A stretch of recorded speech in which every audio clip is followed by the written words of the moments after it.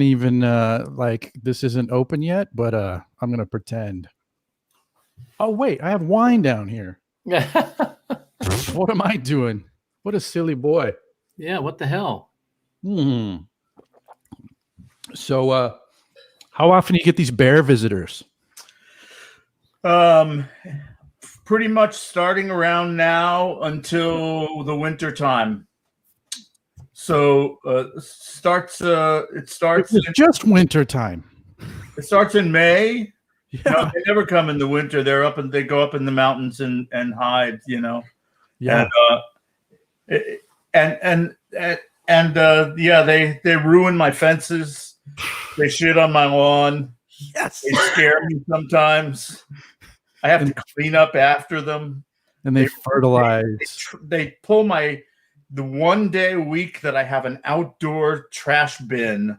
They're bound to knock it over and drag it like 30 yards, everything in it, piece by piece, until they find whatever it was they're looking for, like a Sour Patch Kid or what. I don't have no idea what, It's a honey pot. You stash your honey pot in there. I just got a message from the Malcontents. Oh yeah, Riot Amps is live. Did you guys know? It says "Show up, dude." You're a part of it. Does a bear shit on the lawn? Yes.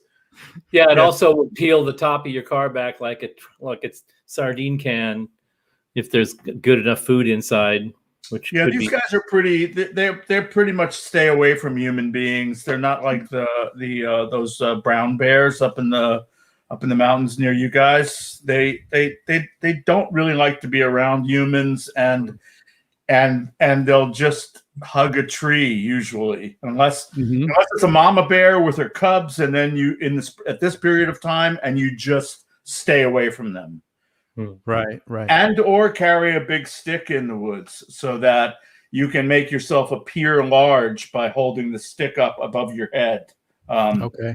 But generally, it's like if they're that close, nobody I know actually really stands still like you're supposed to. You got a boogie. And you got your dog with you. So you're either going for the bear. Yeah. Or you're dragging the dog at high speed in the other direction. Let's go, motherfucker, let's go. Right? And I guess that's the point when you get to really see what your dog is made of. Or do they turn tail, or do they go head on and like, I'm going to protect this guy? Yeah, I had my last dog, actually a mountain lion, ran across our pathway walking around the lake. First time it ever happened. And he was like, and he's a pretty sharp dog. He didn't smell it. It moved so fast that he didn't see it.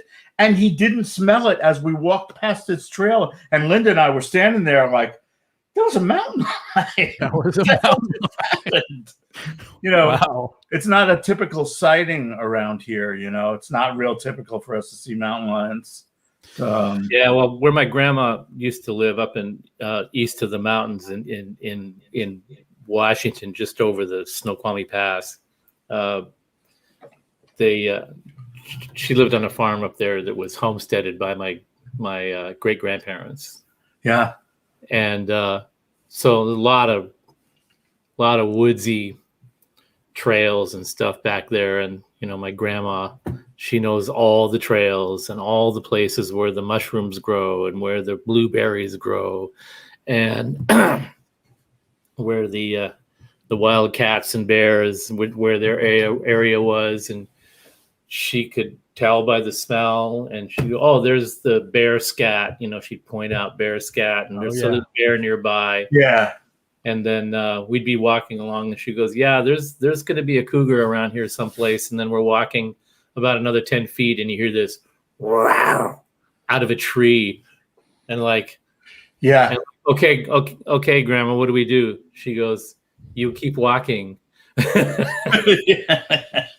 Yeah, I suppose, right? And then if it was a bear, she would go, you stop walking. Play dead. Oh. Play dead. Huh. I thought you were supposed to get, like David was saying, I thought you're supposed to get big and loud and noisy and pretend you're intimidating. I think With the Bears, they don't say anything about being too big and loud unless you really need to. But they really do recommend here in New York State that you make yourself look as big as possible and stay still. But I had a relative in the hospital once, and the guy that was it was my grandfather. The guy that was in the same room with him was a hunter type, outdoorsman type guy that tried the get bigger thing, and that's why he was in the hospital. Yeah. It didn't exactly work for him. I tried that. I've done it. I held the stick up, and the same dog. He's cast everywhere. Yeah, he says, "Yeah, you don't want to try." It depends on the bear you're dealing with too. Yeah, they have personalities too, right? Yeah, maybe my grandma's bears were the ones that you laid down and played dead. But I mean, bears. This is going to get ridiculous real fast. Bears have to have personalities too. Going to, don't they? Right? So you get the reticent bear, right? Yeah. Who's kind of like, How close to a bear are you going to get to be able to discern what that personality is, though? Right? Unless you're Russian and you're in training, right? The bear wrestler. I was sitting on my motorcycle in Yellowstone, looking at a map, and I heard this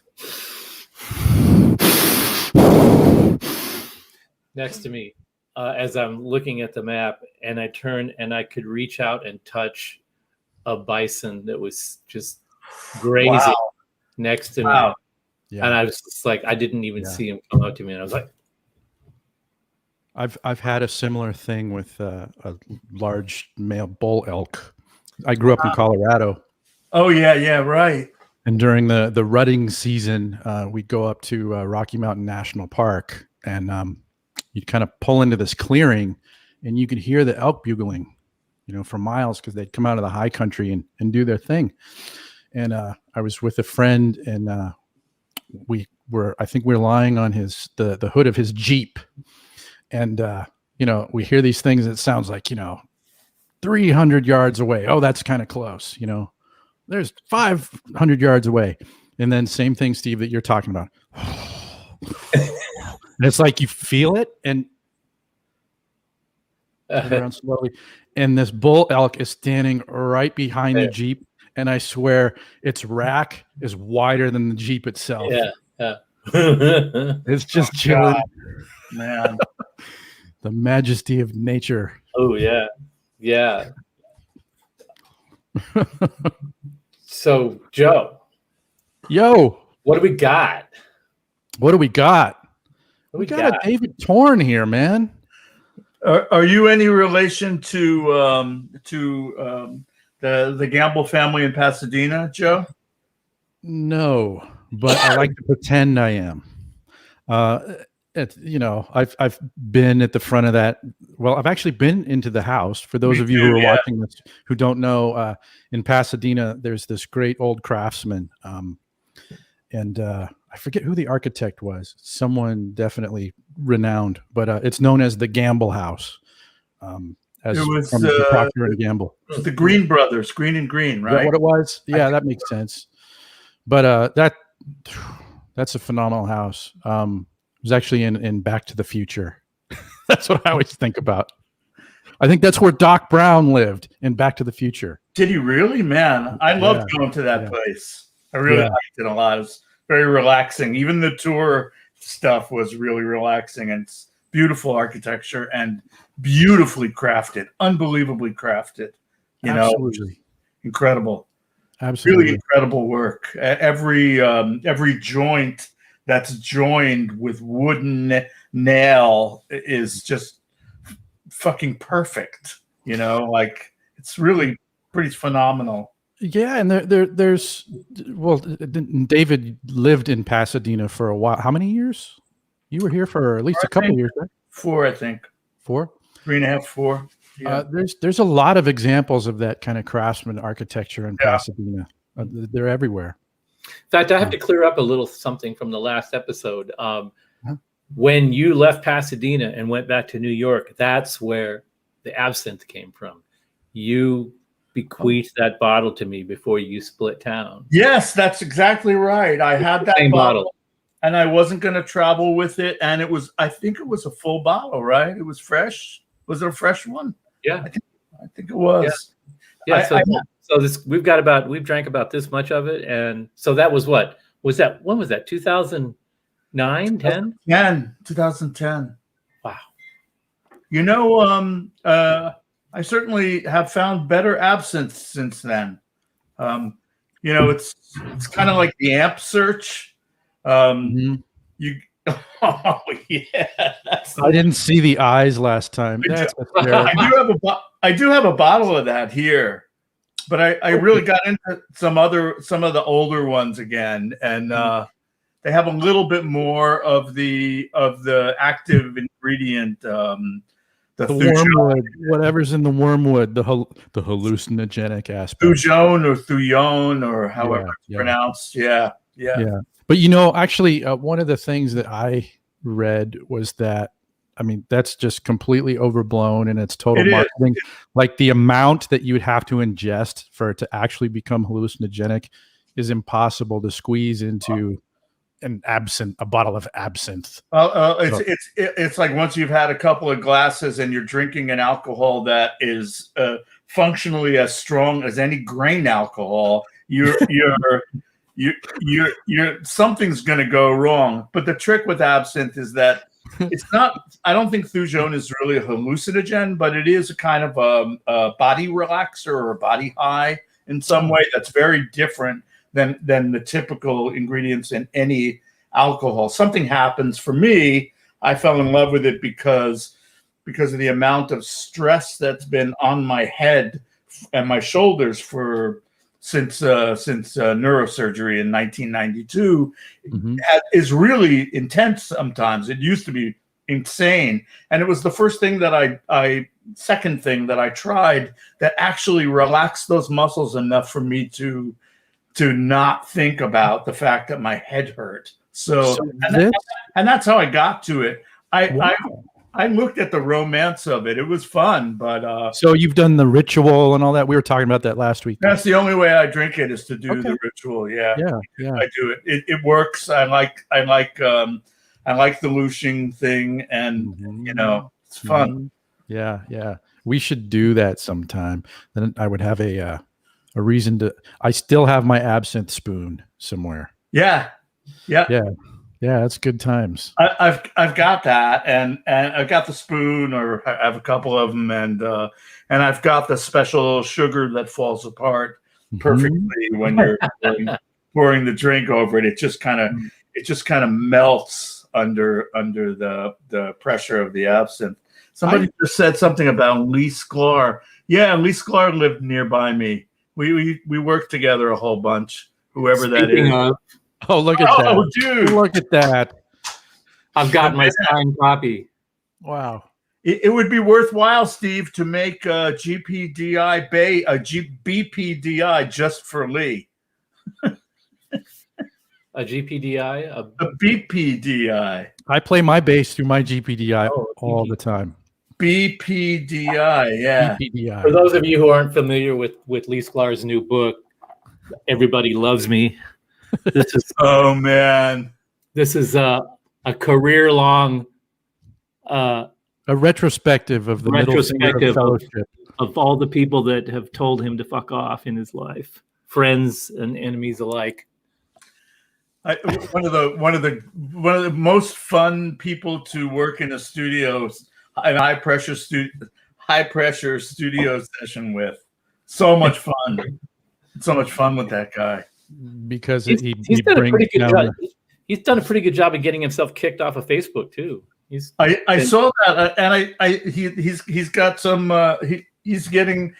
I think he's getting YouTube interested in him too. It's great. Wow! Look at this, guys. A bear guy who there's a bear guy just signed on. Bear Gone Fission. Yeah. Oh, yeah. Oh man, missed all the bear scat talk. Yeah, that was special talk. That was the nature portion of the show. I want to get a picture of Hendrix. I feel really bad. Do you have a printer in the room? And in this current situation, you guys can't see all my stupid Fryette Sound City gear. So I'll tell everyone. Actually, the show it felt like it was teetering on the precipice of not happening when we all three signed on. We were having connection issues, and I think Steve had like maybe a hardware combat clash issue. And David had to get on a completely different computer to get his connection to do the thing. And like, we were going down in a hurry. I thought it wasn't even going to happen. Because we're pros. Because that's what pros do. You just give up. You blow the budget for the day, and everybody just goes home and or to the nearest bar. We were practically there. We were practically there. We were practically just like all ready to take a collective hike. And we almost went to the beach and said, "Yeah, that's it. Whatever. No amps today." But no, we started talking about bears, and I still think I still would like to hear you a little, Joe. I would still like to hear your torn introduction, because everybody here probably knows who he is, but not everybody that is going to be watching this stream later on is going to, and we should at least do a little bit of a quick overview. Well, that would assume that I have something written, but I would love to talk about David, because that's a fun thing to talk about. Does that make you uncomfortable, David? Not even remotely yet. Because, dude, you are about as resumed as it gets. Yeah. Here. You are heavily resumed, my friend. Dude, and I never thought of it that way. Oh man. Well, I think that's one of the things, if I was going to talk about you, the thing that strikes me immediately is that I would be hard pressed to think of another guy who kind of went about his career sort of in a hard hatty sort of fashion. Like, I'm just going to work. I'm going to work in all work types. But coming at it from, as far as I know, you kind of made your name first as sort of a cutting edge creative musician, really putting your own voice out and signing your name on the dotted line. That was definitely the attempt, and remains the attempt, is to make sure that personal idiosyncrasy gets better and better represented as I move forward in life. So yeah, I mean that was the goal. So it's nice to hear you say that, really. Well, but then here's the crazy thing, though, is that you were able to parlay that into not only being, the hell bent on creative voice band leader, but also band member, sideman, session dude, film composer, film and television session dude, like every possible work type. And like the genres that you've touched on, it's just ridiculous, the wide breadth that you've been able to touch on, while not compromising that initial voice that you presented to the world. I mean, not broadly, no, but I mean, that is, again, part of the deal, right? You get a focus, and you have an idea that you have an idea of what you want to do, and you have a bigger idea of what you want not to do. But right, and you continuously like things get winnowed away, and you find out that you're not so good at this, or you're uncomfortable in situations like this, or you're really not good at this other thing. And I also had, to be honest, I was hard pressed in my 20s. The real kickover for me was, I was 25.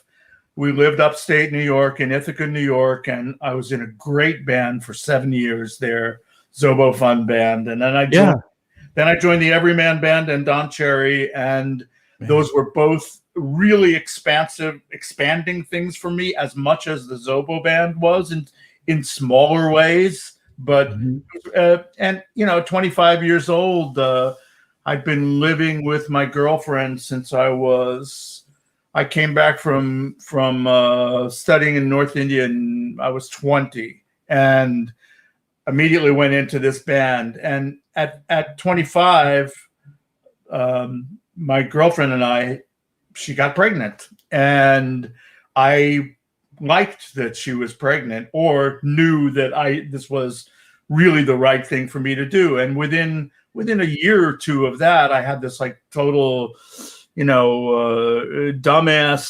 masculine or pre-masculine fear that I was not going to be. We had a deal, Linda and I. When she realized I was a musician, she didn't know it when we first met because I was hiding it. And really, yeah, I had stopped playing in public really when I was from the time I was about 16 and a half or somewhere in there. I just freaked out about being in public and being in front of people, and got very paranoid and socially enclosed in my own thing. So by the time I met Linda, I really wasn't doing that. I had a guitar, but she didn't know that I was, I had studied like a idiot when I was, young, and any of that stuff. She didn't know any of it. When she found out, we started, when we got together, it was clear that I was not going to be able to make regular money in the way that a normal person would do, right? Ah, the provider. And so she went into the mode of, well, I work. I mean, so the thing is, I'll continue working, but you got to continue working too. And you got to kick in, but I'll be the main provider. But at the point where I get pregnant, which we both thought was never going to happen. Seriously, she was called infertile when she was a kid. She had real problems, and it never was supposed to happen. When she did actually get pregnant, we had this agreement that when she got pregnant, I would work for as many years as she did to be the primary breadwinner. And I have to say that woke the fuck out of me, because I wasn't prepared. I was a middle-class kid. We were living on hippie time. It was, I rehearsed all day, every day with a band. I had free time at every corner of my life. And I realized that this was not going to be the case. And it took me a while to really suss it. And at some point I realized that since I didn't want to play shitty gigs, or gigs that I wasn't suitable for, or gigs that were, I can do a lot of different things, but there are some gigs you don't want to play, It's like, I am not playing another wedding in my life unless it's my friend and they ask me to do it. That's interesting. That's interesting. And so I found out that I had resources if I dug down deep enough, that I could look around and find things where I wasn't playing music I hated all the time. So that would make me hate music, which I really didn't want. I didn't want that almost as much as I wanted to keep my marriage intact. I did not want to end up hating music. And I figured out, okay, so day job, and then day job was really a drag. So I started thinking, well, what else can I do? Maybe I could play some music that I hate. I don't know. Maybe play some music I hate, or find some other things, find some sessions, play with a band that I could definitely live with, and maybe add something. Instead of trying to be like super hot shit guitar player like everybody else, try doing something unique within the situation that I was handed. And can I ask you a question? Yeah. What did you sound like, by your own estimation now? What did you sound like at that point in your life? I went from sounding pretty original to going through that period of copying everybody, but Okay. I had an auto response to copying people. So I would go through a deep copying phase. I'd really cop some licks bad, and I'd play them. And every time I played them in public, I would feel embarrassed. Yes. Okay. I know that feeling. Yeah. And so then I would go, nobody would say anything. I'd just go, shit, that was a Hendrix. Oh God, I just played a Holdsworth line. You can't use the whammy bar like that. I don't want to do that. I got to find my thing. Yeah. So I had some, pride issues that made me say, pick your line, dude. I figured that was a big part of it. Yeah.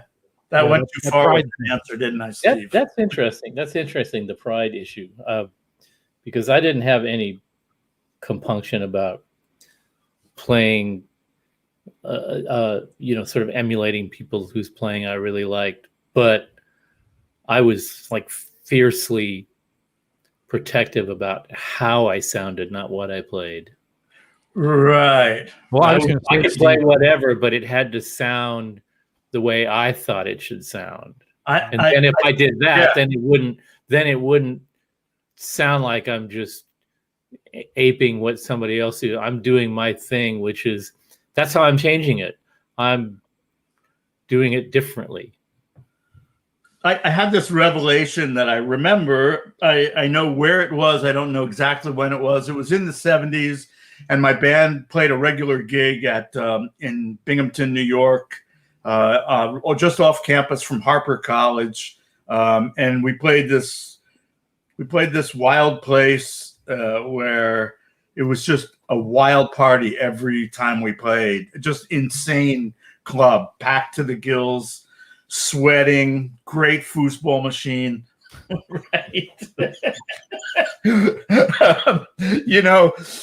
when you know the gig is going to be live, man. We were playing a gig, and I had a big solo in one of my friend Jeremy's songs, and I was playing this big solo, and I had done everything that I knew, and I was sort of self-conscious for some reason on this specific day. And I was like, okay, so play faster. So I played faster, and I was deeply in practicing mode. So you could fast faster and accurately too, right? And I was doing big leaps.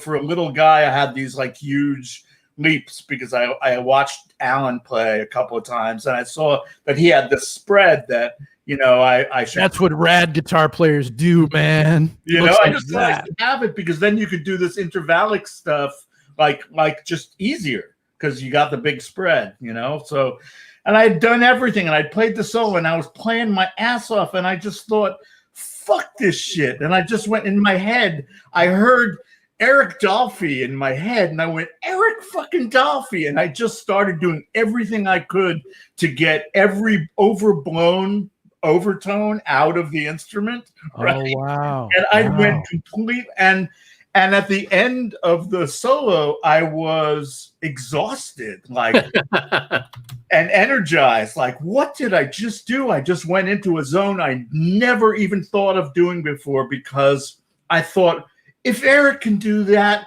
why can't I do that? Oh, that's very false harmonics and pushing them all over the place, and thinking more about the sound than anything to do with scales or harmony or my technique, quote unquote. You know, that was a pretty big moment for me at 23 years old. Right? That's funny. That's really, if you think about say that, because the every once in a while, and you actually even did it a little on that pre-show clip that you guys did, which is killing. But you do this thing with fuzzes and the wang bar where it sounds like you're just honking the shit out of a sax.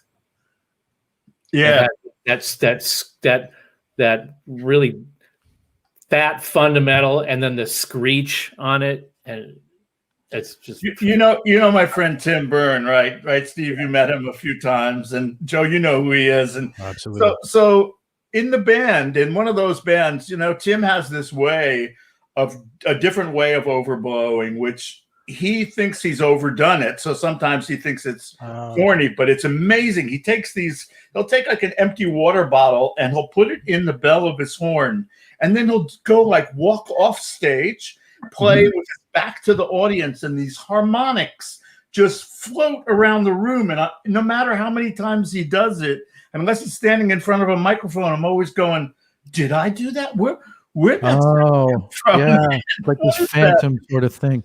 And it was a huge thing for me in like in my sonic search, was to discover that there were so many mechanical things that I could learn to do on the electric guitar if I just paid attention to it. I think it's a lot of that. Dolphy's, his technique was pretty nuts, obviously, but the crazy overblown stuff when he jumped the super high register.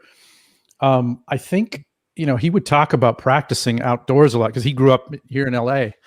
And he said he was really keyed into mimicking the birds and the bird songs and really going for that kind of thing. And That's really interesting, because when I hear that, I always think of train brakes screeching on the track.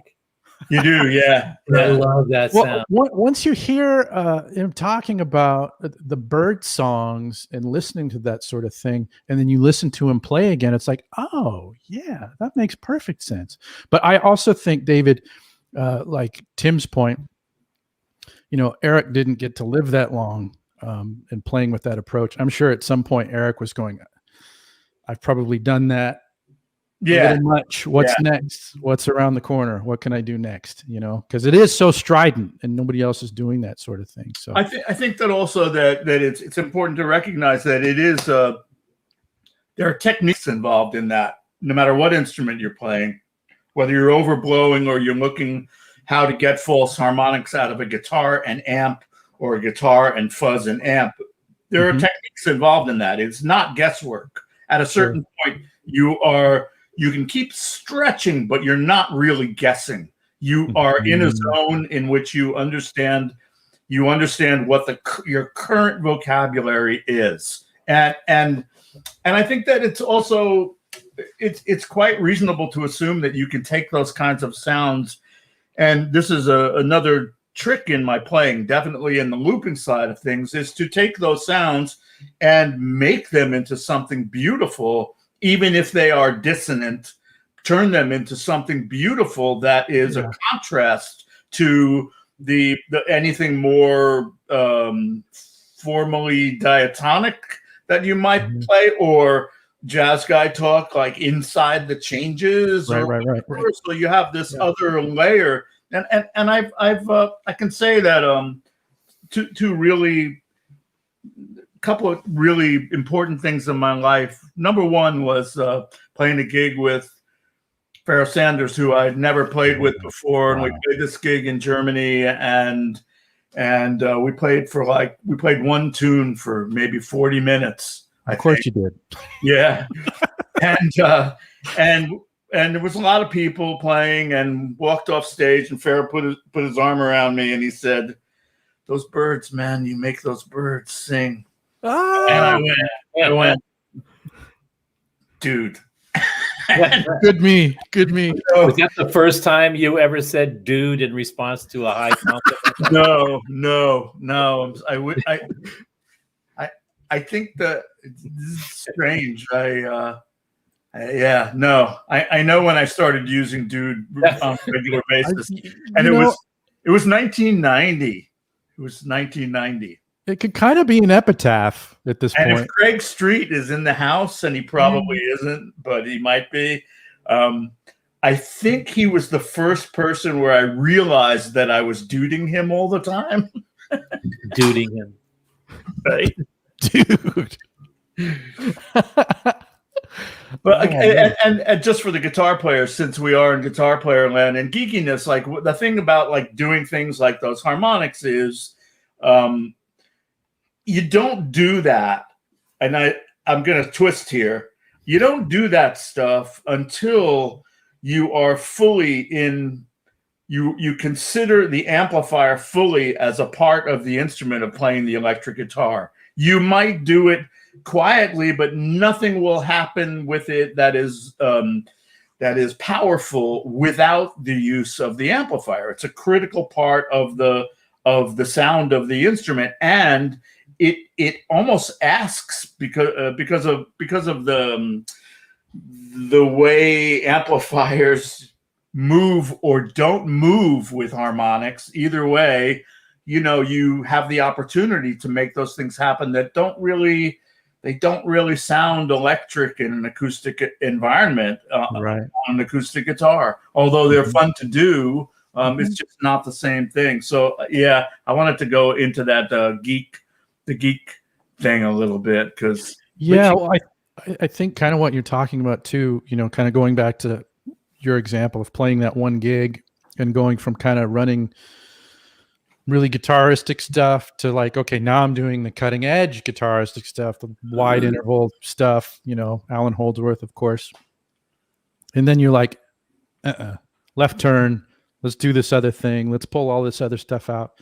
But then it's that genesis moment of like, okay, this is the new jam. This is the new material. This is the new stuff that I can work with. But then you get stoked and then you want to quantify it so that a certain amount of that vocabulary becomes repeatable and then you can build upon it. Right. Yeah, that's good, right, Joe? I mean, it is. And then, then you get to the place again where you're bored with what you're doing because it's kind of gotten overly quantified. And you're like, okay, I have to blow that up again. But the new blowing up is happening on top of the old blowing up, and you keep kind of leveling up each time, right? Yeah, I think it becomes broader or more likely if you're positive, like you're doing this in a positive way. You still feel the same things about your own playing. You're most players I know that are great are really self-critical, and that doesn't really go away. So that whole thing of positing that, okay, here's this, I entered this new zone, but now what I need to do is integrate it. And the key point is looking at it as full integration. Don't shut it out. Don't go just to that. But you have all these other worlds that you move around in musically, and I wanted to make everything to be able to work together at the same time, which is why I enjoy doing shit like playing pop music and not playing the right notes and looking at what I might add to it that takes advantage of how my ear now hears naturally all the time, which is, I think, a little bit, it's a little bit, I'm not exactly gonna be a great pop session player, Well, the irony in all that is that in order to get in that zone, you got to shut out all the stuff that's making you aware of what you're doing and trying to categorize it while you're playing. Yes. Because then if you're in a zone and you're just like flowing with that, and then you start hearing this other voice come in that where that it's a self-awareness thing. And once that starts like really locking in, it takes you out of the zone sometimes. It takes your attention away from that. So then you realize like, gee, I wonder where I would have gone if I hadn't like stepped all over myself, man. I hadn't started thinking about myself again. And I had this band where it was constantly the thing of every time we would rehearse, I would get in this zone and we would just like go off for 45 minutes, an hour on something that started out just being working on an arrangement. And then that would be the whole rehearsal. And we would like all just stop and go, wow. And then every time we played a gig, that never happened at a gig. And it went from when we had one of those moments, it went from wow to wow, why can't we ever do that in front of people? Yeah. Why isn't this happening? Why Yeah. can't we get started? And most of it was my fault, because I was the one that was like trying to bring my folder of that stuff to the gig, and I always struggled with the technique of getting in the zone, We as all opposed do. to the technique of remembering how you did that thing. I don't think it's any different, Steve, than I think there's a strong analogy to be made for when you have an idea that is an electronic idea and it is not fully formed yet, or it's not where you want it to be yet, but you start pushing it around and like playing with different possibilities. I think it's just a question of like that moment when you have actually bit down into the thing. You're biting down into it. You're no longer judging yourself for doing it. And you're not going to judge yourself now until you finish the motherfucker. You did it. I did it. And I know that moment. I know that moment in you because I've seen it happen a few times where all of a sudden you have that super decisive thing. And it's the same thing with music. I think you're judging yourself, you're judging your ideas, you're counting things, one thing against the other. And then the next thing you know, you're no longer in the music. Or Right. if you're thinking about your electronics, if you start getting like, yeah, I don't know. If you know an idea is good, but you start doubting it really heavily so that you don't continue thinking about it, you're going to let it go and you're going to lose the inspiration to keep moving yourself forward, because that's what you're doing. You're always, it's like, I think that music is, I'm not going to say that I think that music is problem solving, but I think it reflects a lot of the things that occur in the mind during the course of problem solving. Sure. Biting down, concentrating, not judging it while you're doing the doing. I think that's really hard to do. But okay, here's why though.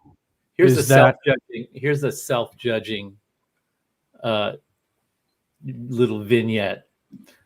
So Mike Landau and I have been close buddies for almost as long as the company has existed.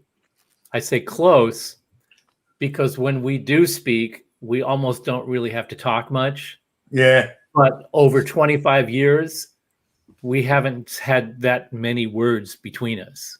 Right.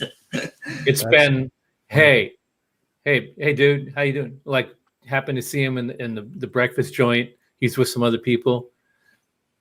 Bro, yeah, I'll call you. That's it. In 25 years, that's been the sum total of our conversation. Until, and so he came to me and he says, like, I think I need a power amp. I think because he had gotten a power station that took him 3 years to get around to finally actually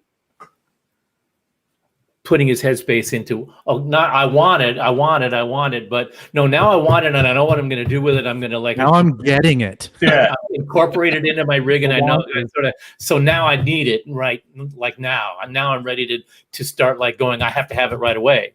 And I know that feeling when I get on a design or something like that. It's like it's out there in the brainiverse, whatever it is, and it's out there in the stew floating around. But then there's the day that no, I can't take the garbage out. I've got to focus on this thing right now. And so he wants a 292. Now the 292 has been in production since 95, 7, something, 95, 6, 7. And he'd always used the big power amps. So we have the LX2, and I said, you should check out the LX2, and I want you to take that and take the 292 and listen to them side by side and give me some of your feedback, because I'm going, this is really interesting, because we're now having a conversation like we had 25 years ago about application and about what is he doing. And of course, he's evolved so intensely in that period of time, and so have I. So now we're in two completely new spaces, but it's the same conversation. And but as it happens, the 292, it just, we make them, and it's, nobody's ever said that there was anything needed to be worked on or something. So you just never messed with it. But now that we're having this conversation, and we're gonna like bat some ideas back and forth, then I start really zeroing in on the 292. I wonder if it's time to like go in and revisit Right. the guts of it, And so Yeah. So before I sent it out to him, I had to find myself some space to actually sit down and, for the first time in a decade, critically listen to the 292 with fresh ears. And after I did that, I went, and then I A-B'd it to the LX2, and then I went, no, I can't think of anything I'd really change. Maybe, Wow. maybe there's a push button on there that when you push it, maybe it's a little too strident what it does. I could back that off a couple of degrees, and that's what I would do. So I want to know, were you actually a little bit disappointed? Did you kind of want to get under the hood? Yeah, I did. And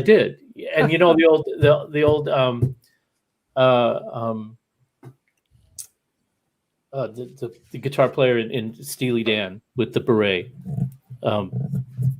Skunk Baxter. Skunk Baxter had the story where he was called into a session, and he went into the session, and the producer said, what would you do with this? And he sat there with his guitar in his lap, and he listened to the track, and he said, I wouldn't do anything to it. And he got paid for the scale for the session. That was his contribution to the session. It doesn't work for me. And Steve, magazine used to have this studio log where they have different guys write an article every month about a studio situation, and that was his studio log story, which was really cool. And I thought, that was really great. So I just sent him both the amps, and then a week went by, and I thought, oh, okay, so either he's busy or he's really, And so then about a week went by, and then I get an email. He goes, yeah, the Power Station 2 power amp section is great, and the LX2 is great, and the 292 is great. Fuck, they're all great. It's just like, well, I guess it really boils down to I'm using two different speaker cabinets, and I need two different settings, and so the 292, and I was like, that's it? Yeah, I just I like that one because it's got two impedance selectors on the back, so I can set each cabinet to different impedances. And I'm going, well, the LX2 does that. And he goes, oh, it does? I was like, he's done. Like my cousin Vinny, I'm done with that guy. It was just like so. What was he using it for, by the way? I'm interested. Was it for a guitar setup, or is it very cool? But I really the one with the Princeton.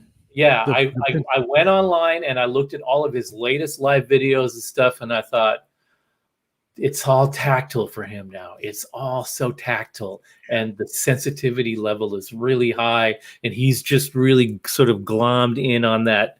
The kind of thing that I love about what you do is where you lift the personality out of the instrument, and he's like that. There's the thing where he was like on stage with Eric Johnson, and they're like trading licks.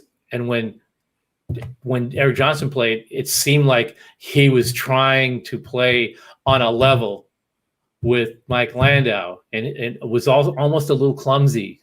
He was like almost overdoing it a little bit. And then it would switch back to Mike, and he was just like effortlessly pulling magic out of his guitar. And it was just, I went, okay, I get it. And so he ended up with the 292. I was blown away. And so his rig is a Princeton.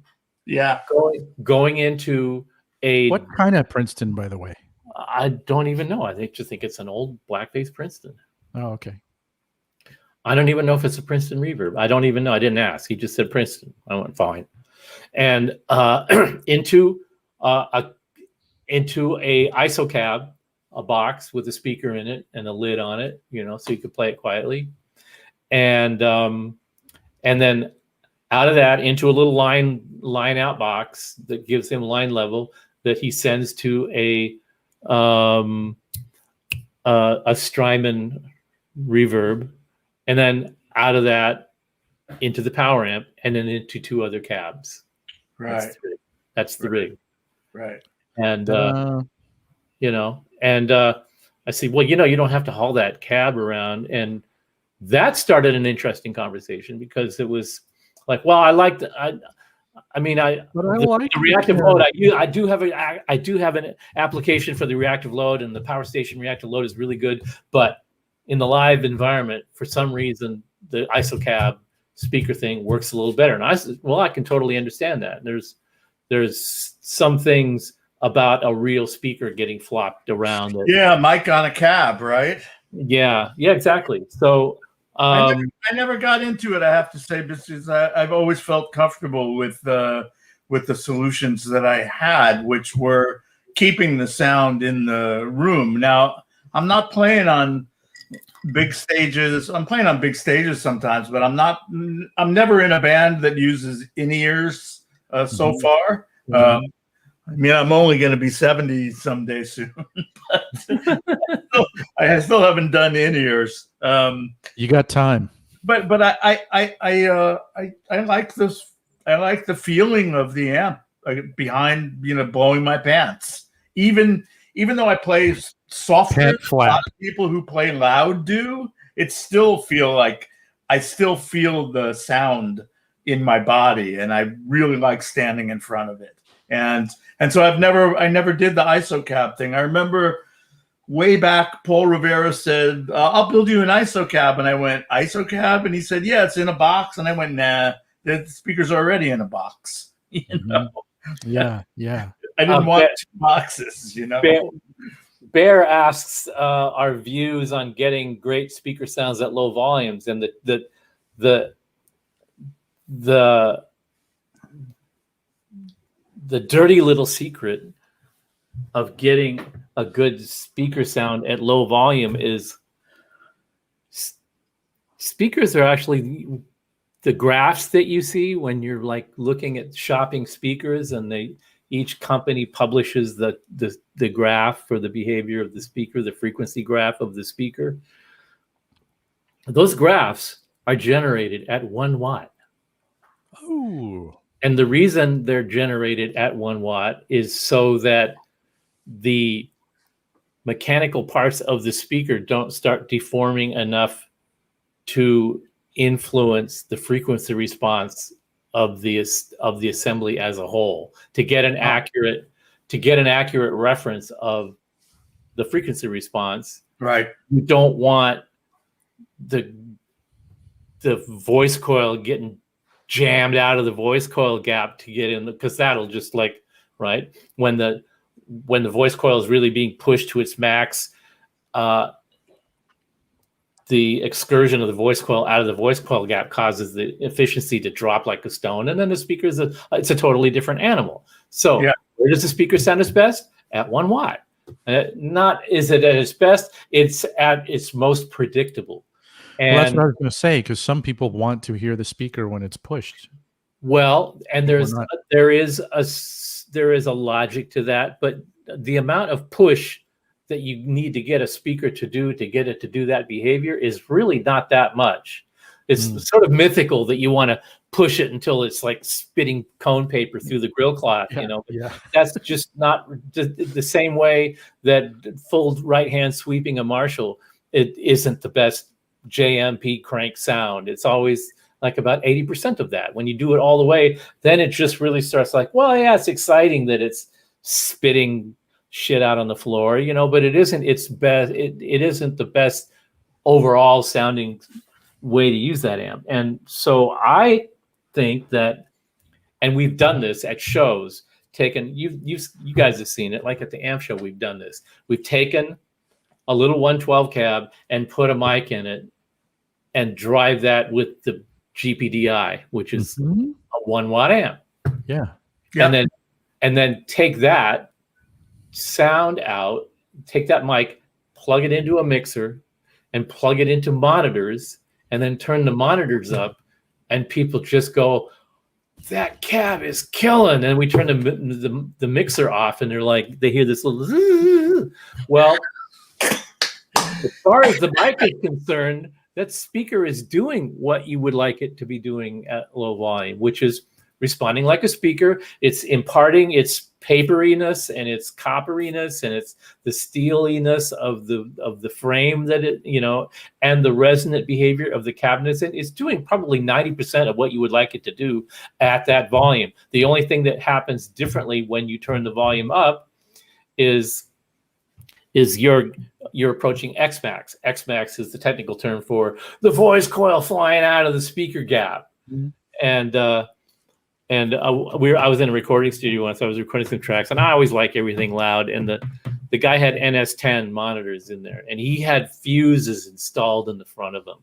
And he put relatively low value fuses in them so that they would pop before they got to a certain volume, because he didn't want people to blow up his monitors all the time. Mm-hmm. Me, with my tube amps and my toolbox with all my spare fuses, I went, fuck this. And I put like bigger fuses in there that wouldn't blow, and we're cranking them and go, okay, now this is more like it. And he walks in the studio and slams the master faders down to zero and gets right in my face and goes, when the speakers are coming out of the cabinet, that's too loud. And I went, they weren't all the way out. You're no fun. Steve, I got this on the first track on this record I did in like 94 or 95, Tripping Over God. I started solo guitar, and it's just me playing guitar. There's no, I don't think there's any trick to it at all. But what I got it was that M100 amp that Paul Rivera customized for me. And I had taken 2 tubes out, and I was doing everything I could to push the amp and the speaker as hard as I could. And then I found a way to get the speaker to start folding on itself. You know how it starts folding back? It'll stand still for a second. Mm-hmm. I found a way to get the same thing from the mic capsule with it on the speaker, so that that sound at the beginning of that record is both the speaker folding down and then releasing, and the mic capsule actually folding and releasing, and it wasn't giving up. It would just like go, it would pull back inside of itself, and then it would open again as soon as it's a crazy sound. What kind of mic was it? It was a shitty large diaphragm condenser mic. When I say shitty, I mean to say I really liked it.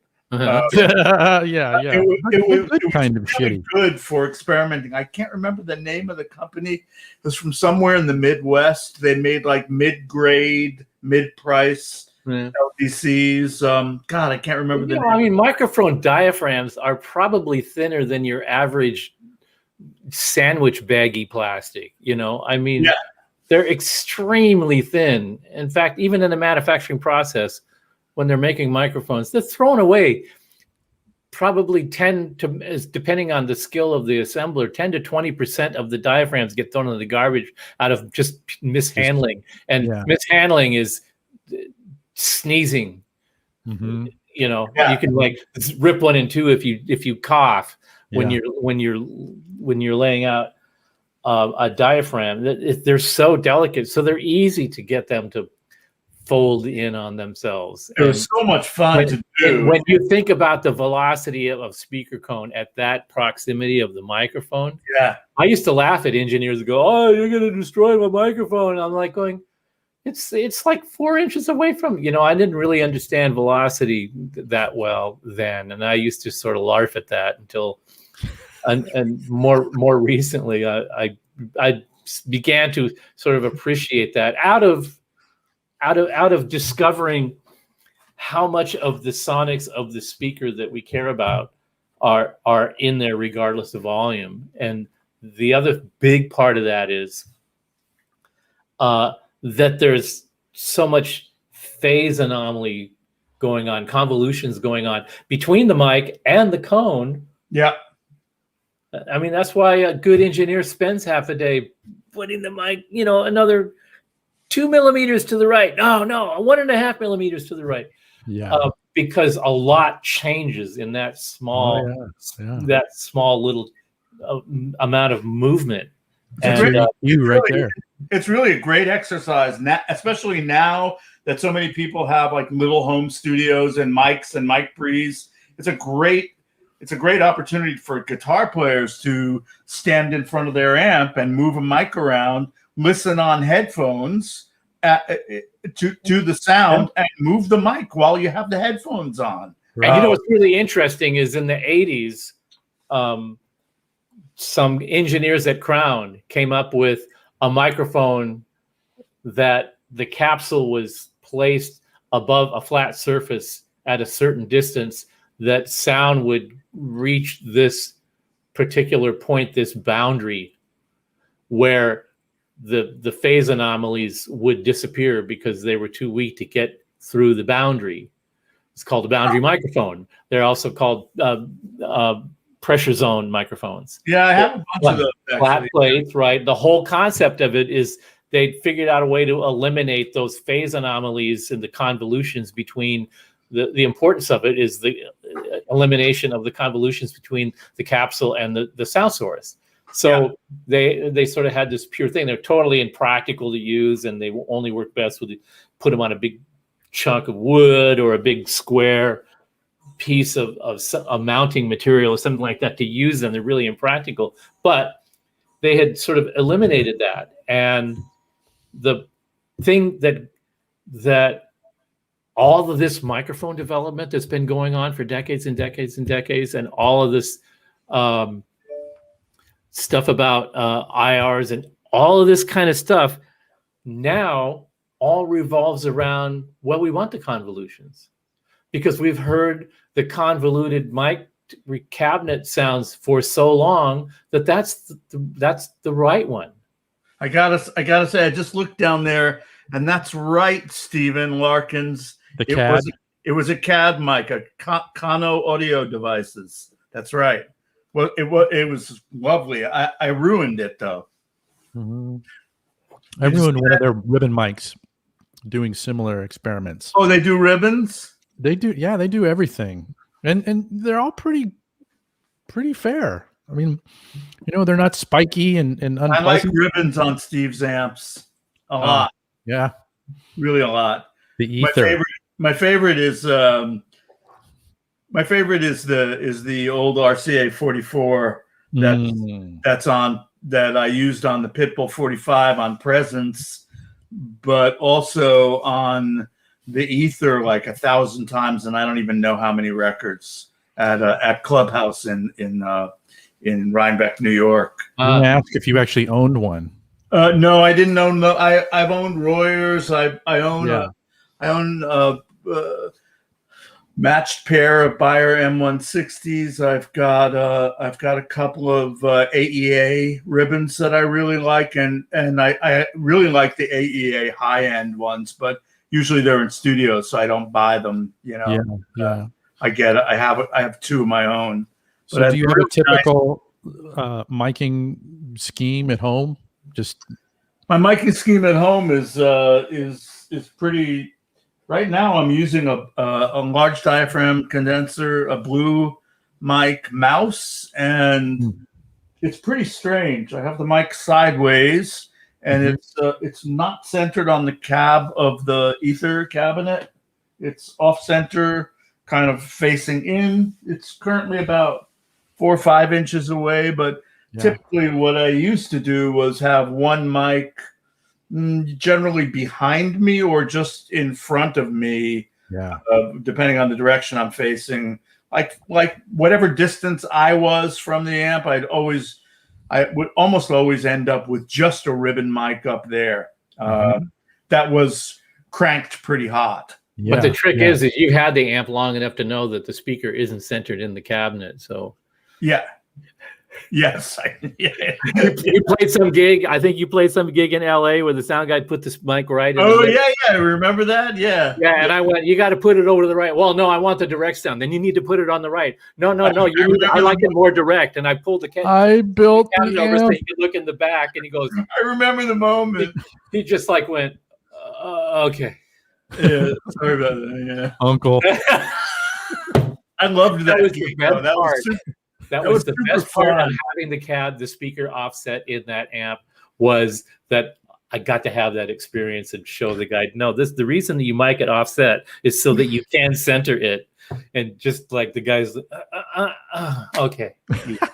Hey, actually, let's pause for a moment here and recognize that, oh yeah, definitely.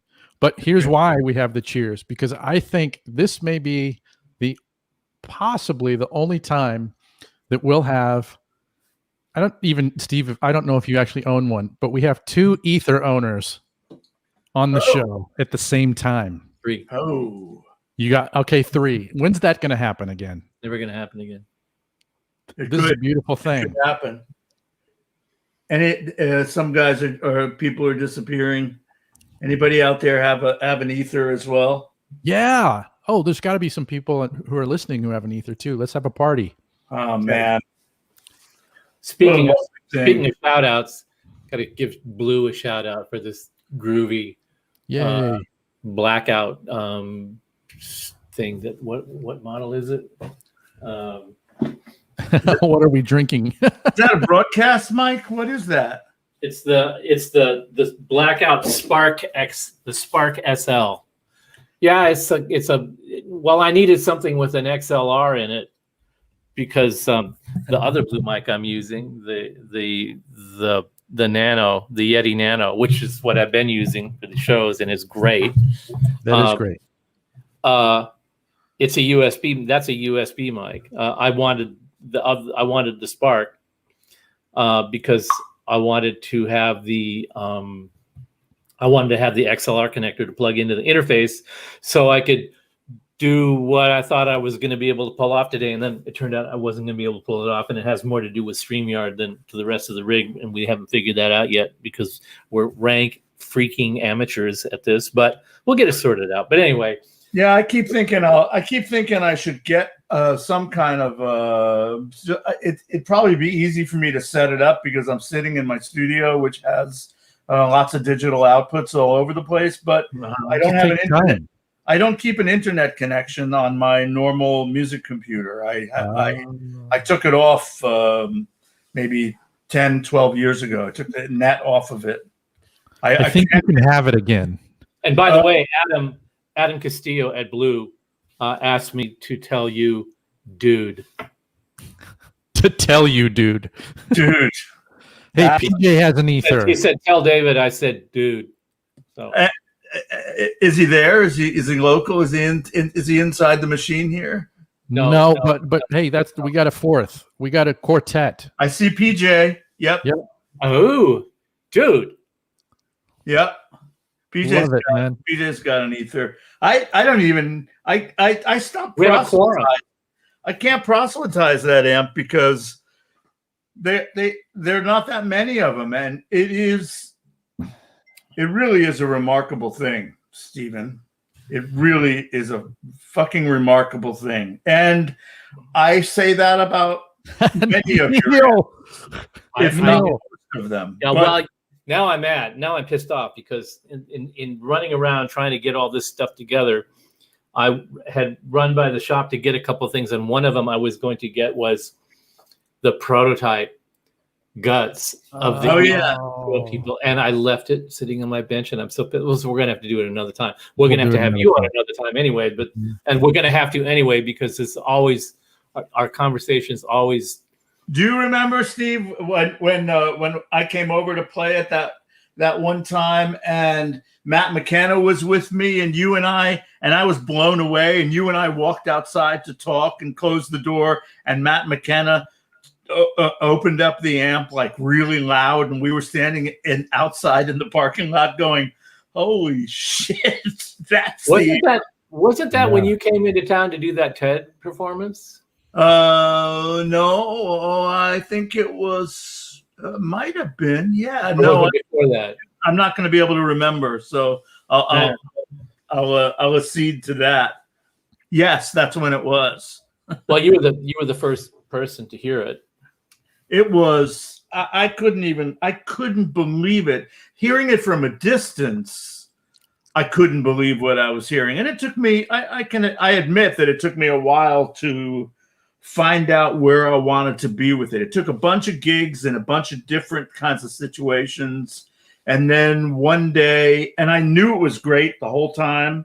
I always loved it as soon as I played it. But in use, it took me 10 minutes to kind of go, oh, right. If I do this, it's got to be this way on a live gig. But at home or in the studio, it can be this way. And that was really a defining moment for me for that amp. And it's the thing I love is it's so simple, really, and it's so direct. It feels so direct. Right. In many ways, it feels more direct than the most powerful amps that I play, which are, whatever, D120, the Super Dual Showman. There's no analog to the ether, though. It's like an entirely different instrument when you play that thing. It really does feel like your fingers is connected to the speaker. The first thing that I told Steve when I played it, and when I finally got to play it, it was right when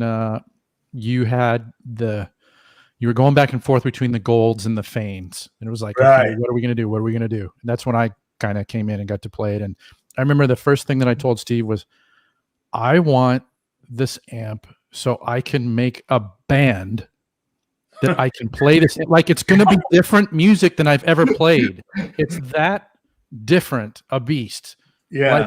Like, I actually found out completely different stuff. Me, the power mad, decibel killer from hell, figured out a way to work it into a rig, and I took it to a rehearsal, and it just totally did it for me. And that's when I sort of really understood the amp.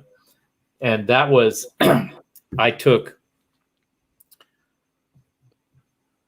the ether and plugged it into a Sound City 412 cab instead of its own cab. I might have even used its own cab and used the extension speaker. I think that's what I did. Right. The extension jack is 16 ohms, right? The extension jack on the speaker is 16 ohms, I think it is. Is it? The main one is 8. No, I've never used it. I don't remember. I just remember that I had the internal speaker connected, and I connected it to no.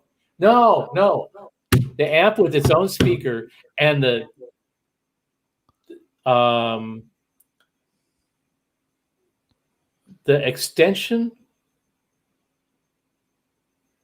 extension cab jack I plugged into the input of a power station. Yeah. And the power station to the 412 cab. Right. And oh my God, was that sick? That was just I think sick. Right. And you know why it was sick is because the whole thing with the tremolo, when you really lay into the amp, the tremolo disappears, it gets squished out. Yeah. And then when you let the strings decay, then the tremolo slides back in. Yeah. It blooms back in. It did that at that volume, like at volume, at my kind of volume, Yeah. And row volume. And rock and roll. The drummer was that was really cool when you turned off the tremolo to do the solo. And I said, I didn't turn off the tremolo. And he was a drummer, so that I got to really bend his head. And I'm like, hey, don't feel bad. I'm a drummer too. So but the opportunity to fuck with your head was just too great so I showed him how I played it clean with tremolo and then turned the guitar volume up. So he's like, so you did something where there's a double pot where one part of the pot controls the volume and the other one turns the tremolo on and off. And it was just like, yep, Sean. Look, let's just get on to the next song. This is going to take all day. But you heard it before it was finished. And I did. And we hadn't settled on a speaker yet. And then we had been messing around with some stuff. and But we ended did go through the speakers. One of the things that we did on that trip was you had a bunch of the Celestion Golds, right? And I had a few Celestions, and a couple of them were the Golds because yeah, they were the right power rating, and we were just trying to think of what would work well in that. And Sounded great. We were talking about Alnicos, and you said I got a couple of Alnicos that you should listen to. I don't really want to use them, but I'll send them to you to check out. And so you sent those, and I listened to them. And as soon as I plugged it in, I immediately knew why that wasn't going to be the speaker for the amp. So we didn't use that one. Sorry, I'm not going to say what speaker it is, but it was not it. And but the gold sounded really cool. The gold sounded cool. Mm-hmm. And we were all ready to go with that. And we had an order in with Celestion. And we went, okay. What did I send you? The only spare speakers I ever we're not mentioning that now. We're Here's the carpet. We're kind of sweeping it under there. You're going to think of it. During this conversation, you're going to think of it, and then you're going to go, oh, and then you're going to know. So I want to answer this guy's question. He said, because it's impossible. And there's Neil with an ether.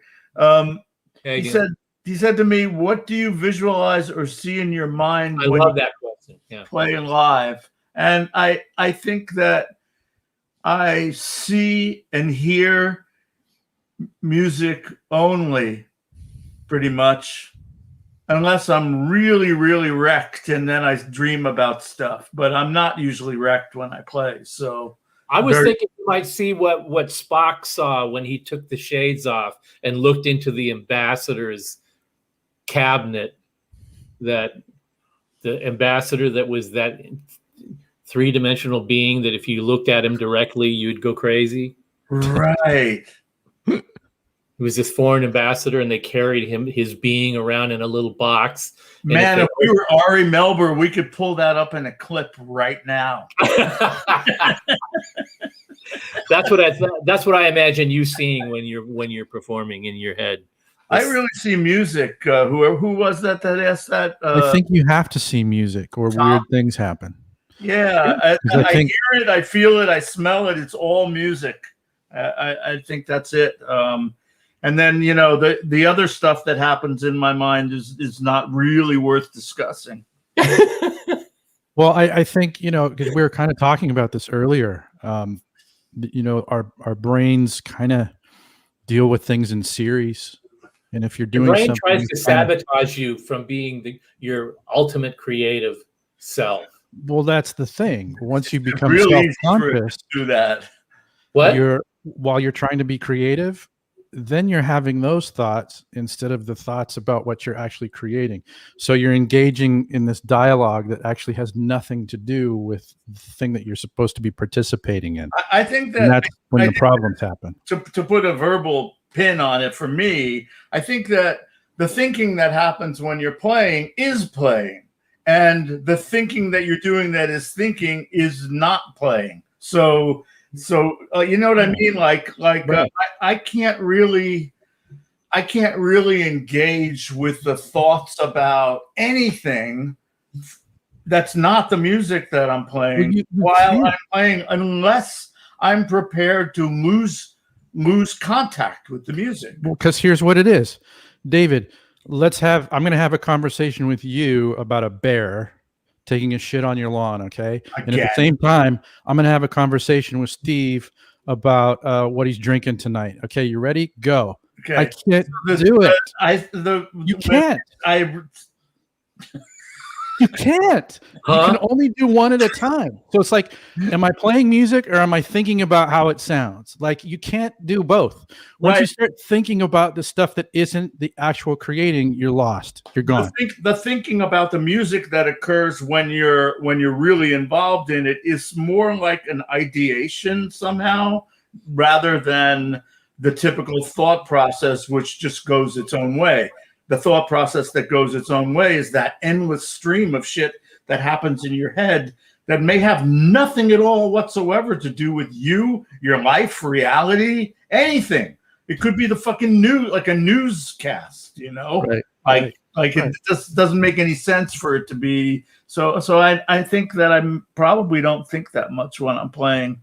If I do, I'm in trouble, and Right. and that means that that you're probably in trouble too.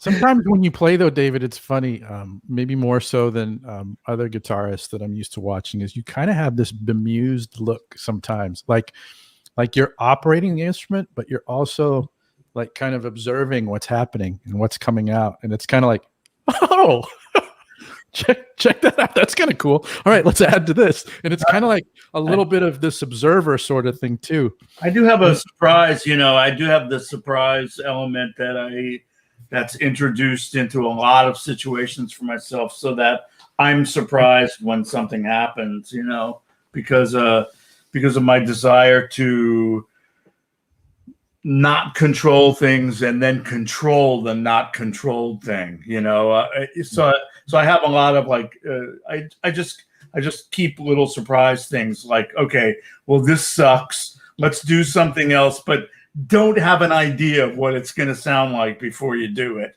Just do it and then deal with it, right? Do it, then deal with it.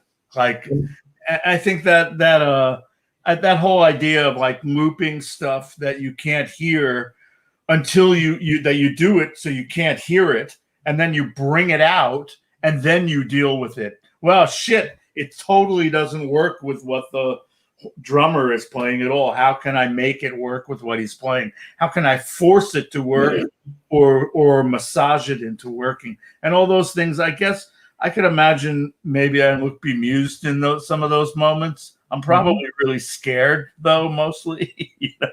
Then you put a good game face on being scared. Good game face, yeah. Steve Solo, I want you to know I hate you. What? He says Steve Solo says, I don't think when playing it's completely direct. Thinking when you're playing is a curse.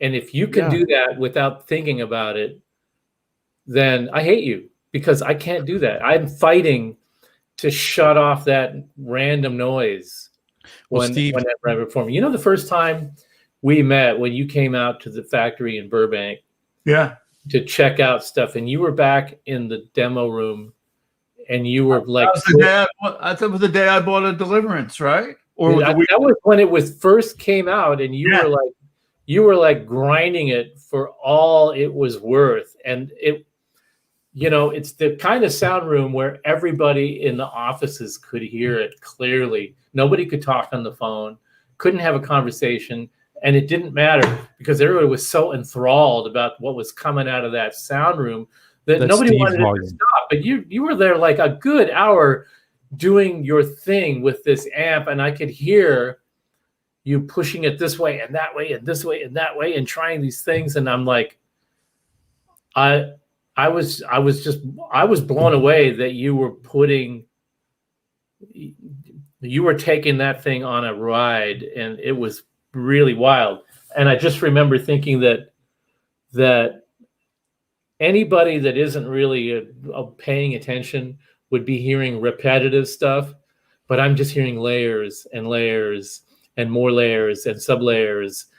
And so the correlation to my question about what do you think about what you're playing, what was going on in your mind when you were driving this new entity into oblivion just to see where you could make it go? Yeah. I'm still finding that out, though. Right? I mean, man, this is still exploring stuff. It's stuff that you've been playing, gear that you've been playing for years and years. You're still exploring and finding things. I definitely feel that way because you this is the thing about finding instruments and amplifiers that really work for you, right?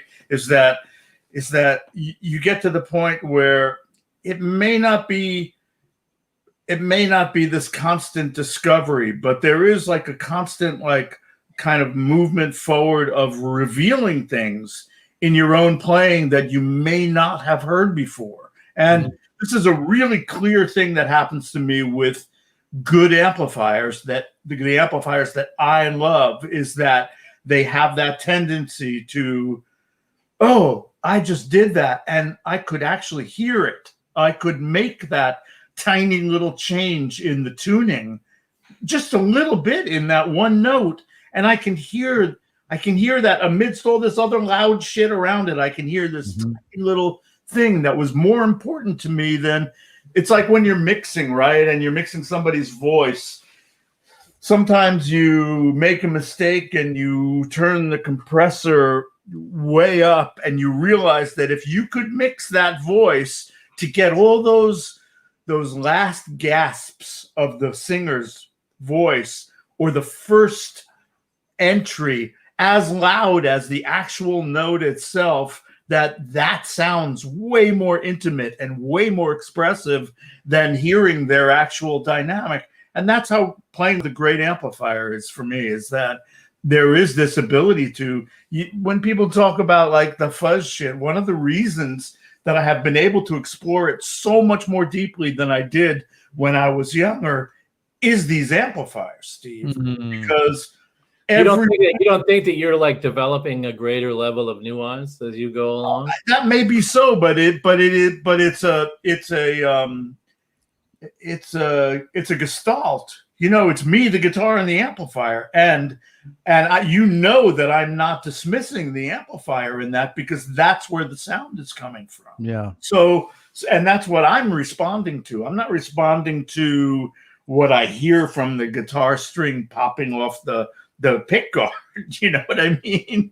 When we were listening to the 4 different versions of the King Crimson album a few weeks ago, we were listening to the different mixes, the different mastering jobs. Yeah, this is something that you would really know a lot about. And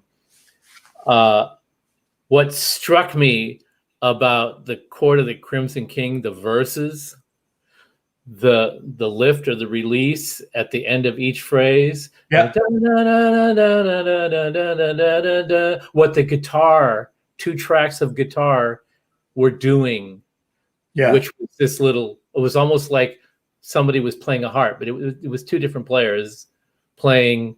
I don't know who was playing, but it was acoustic. There's an acoustic track, and maybe there was 2 acoustic tracks, but the delicacy of the playing just drifted up to the top of the mix, and I never even heard it before. Oh, that's interesting. But when I listened to it like that, in that really focused context, I heard and by extension felt the player's fingers lift off of the strings to get this little dun dun dun dun dun bring, this little bring, as the release of that phrase. Every time it came around.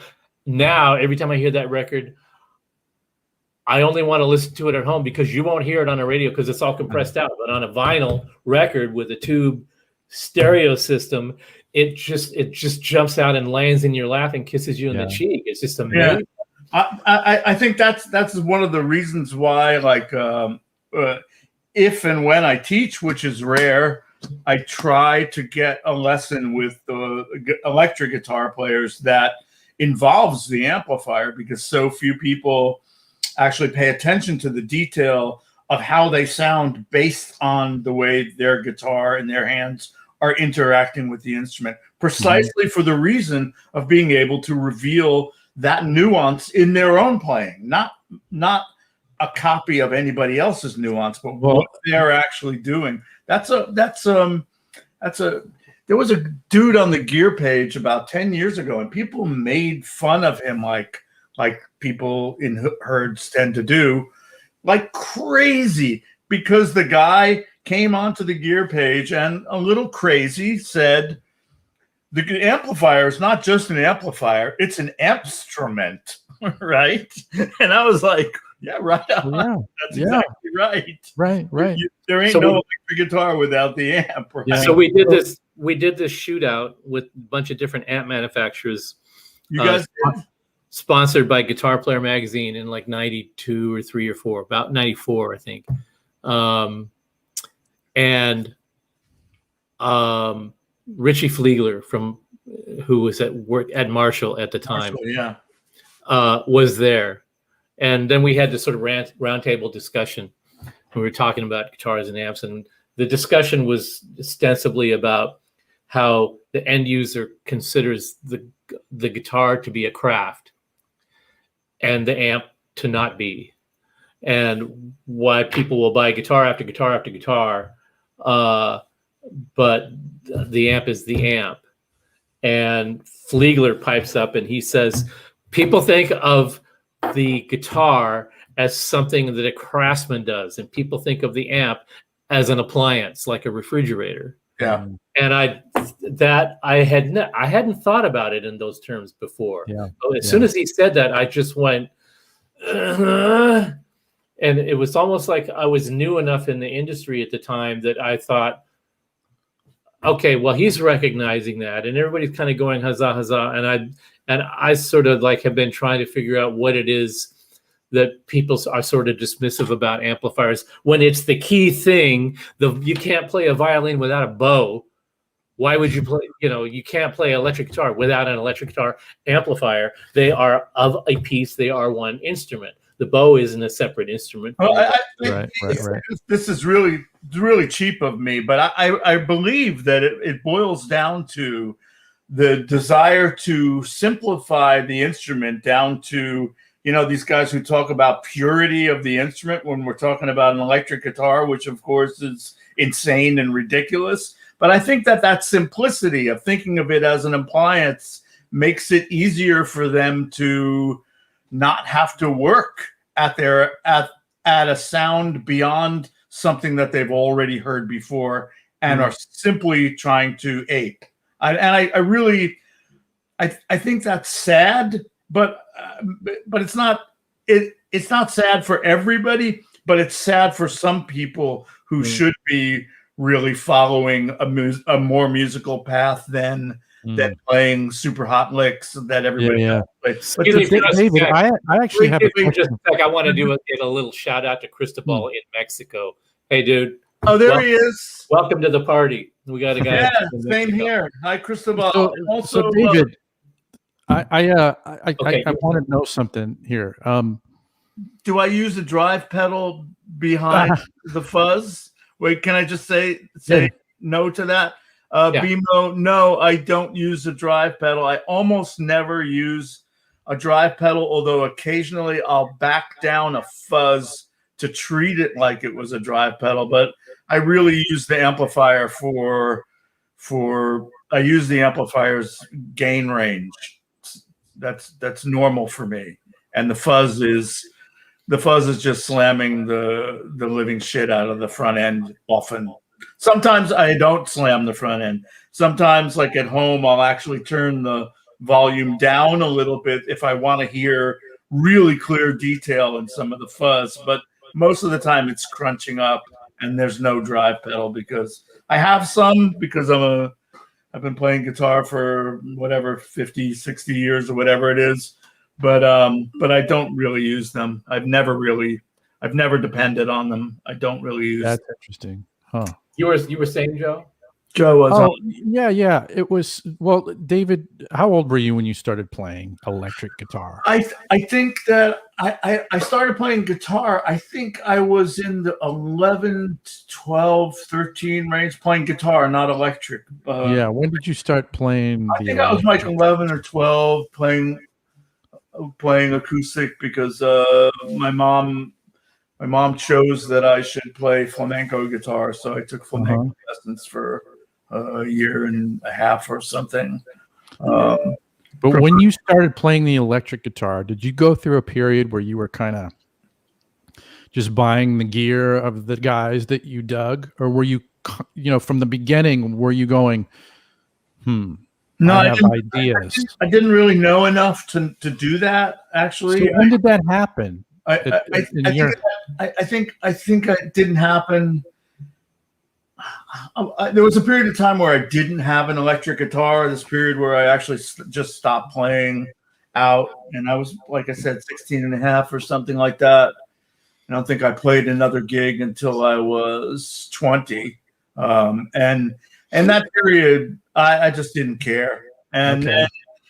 and I had I actually sold my only electric guitar, and a friend who I sometimes talk to even now on the internet lent me for a period of time an electric guitar because something came up and I was going to play somewhere, and he lent me a Strat, and he ended up giving it to me, a white, like it must have been like a 68, 69 Strat, something like a white Strat. He wasn't going to play it. He's a very he's an accomplished artist at this point in his life, and That's a not good musical thing. artist, but a visual artist. And I don't know. I don't think I started thinking about it until I joined the second Zobo Fun Band. That was a band that lasted for 7 years in Ithaca, New York, and then I really thought about my sound a lot. I really started thinking about it all the time. And were you chasing other I played a people? lot of pedal steel. I played a little bit of synthesizer. I had my regular guitar. I played pedal steel and electric guitar in the band, and sang sometimes. But I was always really unhappy with my sound. And then this evil but lovely guy in Rochester, New York, really sweet guy. He had an amp called the Mesa Boogie. The hell's that? Which was brand new at the time. It was a brand new thing. And he had Don Markle. His name's Don. I met him somewhere in Rochester. We were playing a gig at the Red Creek Inn, which is a big club in Rochester. And I think he came out and he introduced me to this Harvey Mandel record that completely flipped me out. And we got together and he showed me this amp. And I went, well, that's a sound. I want that. What year was that? What? What year was that? It was the first year of Mesa. It was the first year he was selling them. 72? 72, maybe 72. 73, somewhere in there. Yeah. So I went crazy to find a way to purchase one of those, which took me a minute or a year and a half or something like that. But I got one. A year and a minute. A year and a minute. And I was pretty much off and running, and I started messing around with my guitars. I had already begun trying to do the transpositions on the Strat bar at that point. I got myself a Stratocaster. I had an Ibanez guitar. I had a solid body guitar, and I had my MSA pedal steel. I actually graduated from a little old Supro lap steel to pedal steel in the beginning of that band. And it was good. It was, I just never stopped. And I bought myself a synthesizer at some point. Bob Moog was our kind of very close by next door neighbor. Wow. I was smitten with electronics. And I just kind of went, yeah, sound. It's always been about the sound. And were you kind of chasing stuff that you heard other people doing for a while? Yeah, I was copying other folks for sure. I was copying everybody, trying to make it into my own stew, and failing like we all do, and then eventually trying to kind of rise out of those ashes somehow. And can you generally, I mean, not super acutely, but do you know when that kind of thing sort of you left that behind and you were going, I'm just doing different iterations of me, and I'm no longer really. Yeah, maybe like 10 years ago. Oh, really? No, I don't know. Really, no, it's not true. I think that the actual doing of a couple of records for ECM was a big deal for me. So, like the first one, it wasn't at all what it was supposed to be. It just was a complete disaster, and in terms of organization, and it wasn't what I had planned at all. I had planned a trio with different people, and it completely fell apart. And we had the dates booked in Oslo, Norway, and I had to move ahead. And I moved ahead by doing what I knew best. Was I invited one of my best friends to just do duets with me, rehearse some improvised material, stuff that was written, but then there were but then there were improvs to come from those written sections. And I think all of those things were pretty, they were enough confidence building. Mm-hmm. And then putting together the Cloud About Mercury thing, again, that was like a confidence builder, because I went to all these people and I said, will you do this music with me? There's writing, you have to go with the writing, but there's also a lot of improv, so there's plenty of room for us to improvise together, but the writing is really important in that material. And I think those were really like defining moments for me. Joe, was like being a leader, as it were, and being responsible for the music.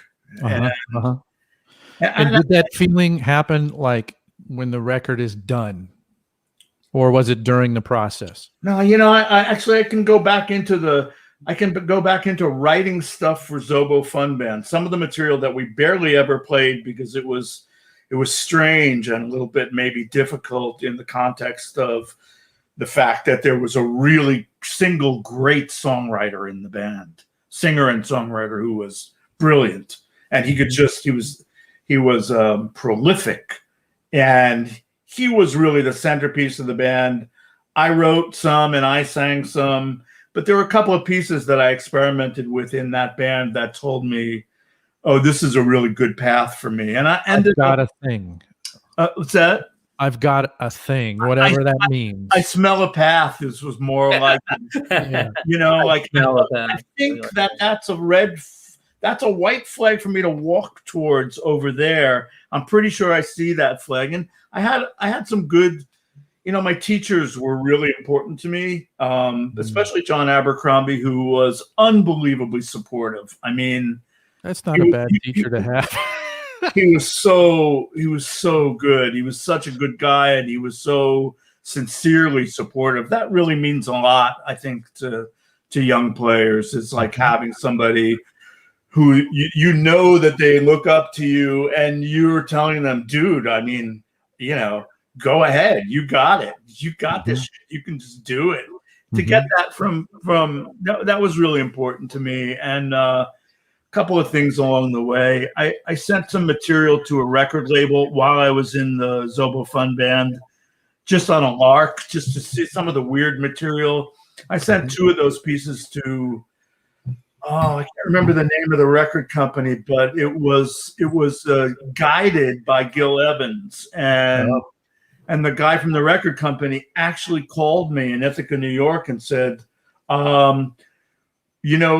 we can't sign anybody right now, the Classic Record Company line, but I wanted to tell you that Gil loves this material, and he asked if you could keep the tape, and is it possible that we wouldn't have to send this back to you? Do you have other copies? And I went, seriously? He goes, yeah, he really loves it. And that was like, it's like a little, drop of something, but it really meant a lot to me. Man, it really meant to me like, oh, maybe I'm not the piece of shit that I'm pretty sure I am. Or at least maybe I'm a unique piece of shit. Oh yeah, exactly. I have my own unique. Maybe I'm a shape. Unique piece of bear shit. Yeah, is what I thought to myself. But I mean, everybody gets those things along the way, and it doesn't matter what I think it does. It only matters that the people that support you are the people that you respect enough to know that it means something to you. Absolutely. Absolutely. I mean, plenty of those people. I don't think John loved everything that I was doing, but he knew that I had something going on that was going to become something, like we do when we meet young kids who are doing something new, and you just go, well, I don't know what that is, but man, I love it. Yeah. Show me what I don't know what it is. I know I used to talk myself out of doing something like a design or something. There's probably a lot of smarter people out there that have already thought of this idea. And and then I just like coincidentally kept not seeing things like that appear. Right. So I went, well, somebody smart was going to do this. Somebody smart was going to do this, and maybe they're just like on vacation. So they've been on vacation quite a while. So I'm just going to go ahead and do it. And then I read an article in a magazine. I think it was an interview with Hartley Peavy. And he said, when I first started out, I thought, there's all these smart people out there. They probably all thought of this stuff. And he said, the truth of the matter is they're not, and they didn't. And I read that, and I just felt like I got slapped in the face with an oar. and I just felt like, what was I thinking? Was I thinking I just didn't want to be arrogant and think that I could just rule the world or something? I was preventing myself from thinking I was smart enough to do something because somebody else might be smarter or whatever. And that just got me over it really quick. And then that was your permission. Yeah, that was my permission. Yeah. Go have your Steve ideas. It was just like I didn't look back after that. I think about this stuff. If somebody comes up with something, if some other smart person out there comes up with something that I thought of, I go, great, there's somebody that I can relate to. And also,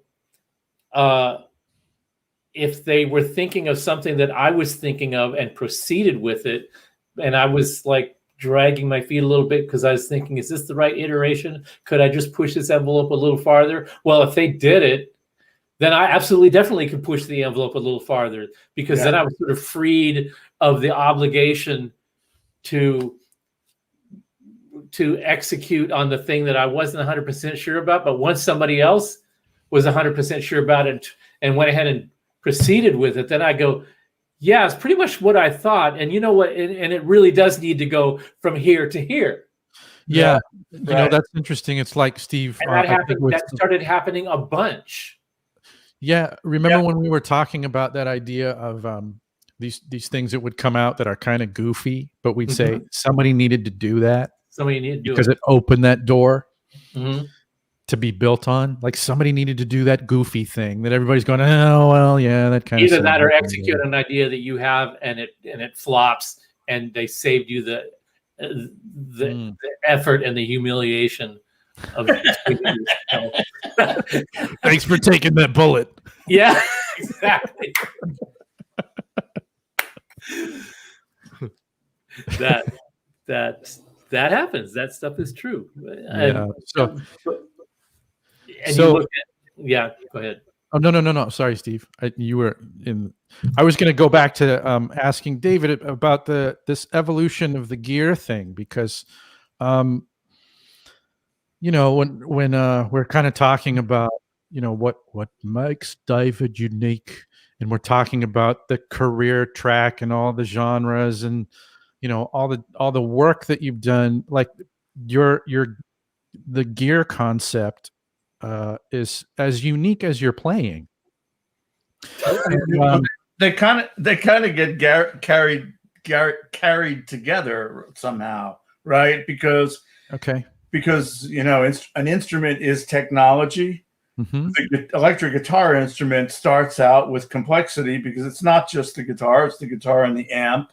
And I grew up at the point where pedals started showing up and synthesizers started showing up everywhere. So, with a great love for electronics and how and an early desire to want to humanize their use, I was a natural for becoming a total geek. And I was in that period I think there was a period where I read the guitar magazines, and it was probably, I'm going to say, starting in the middle 70s.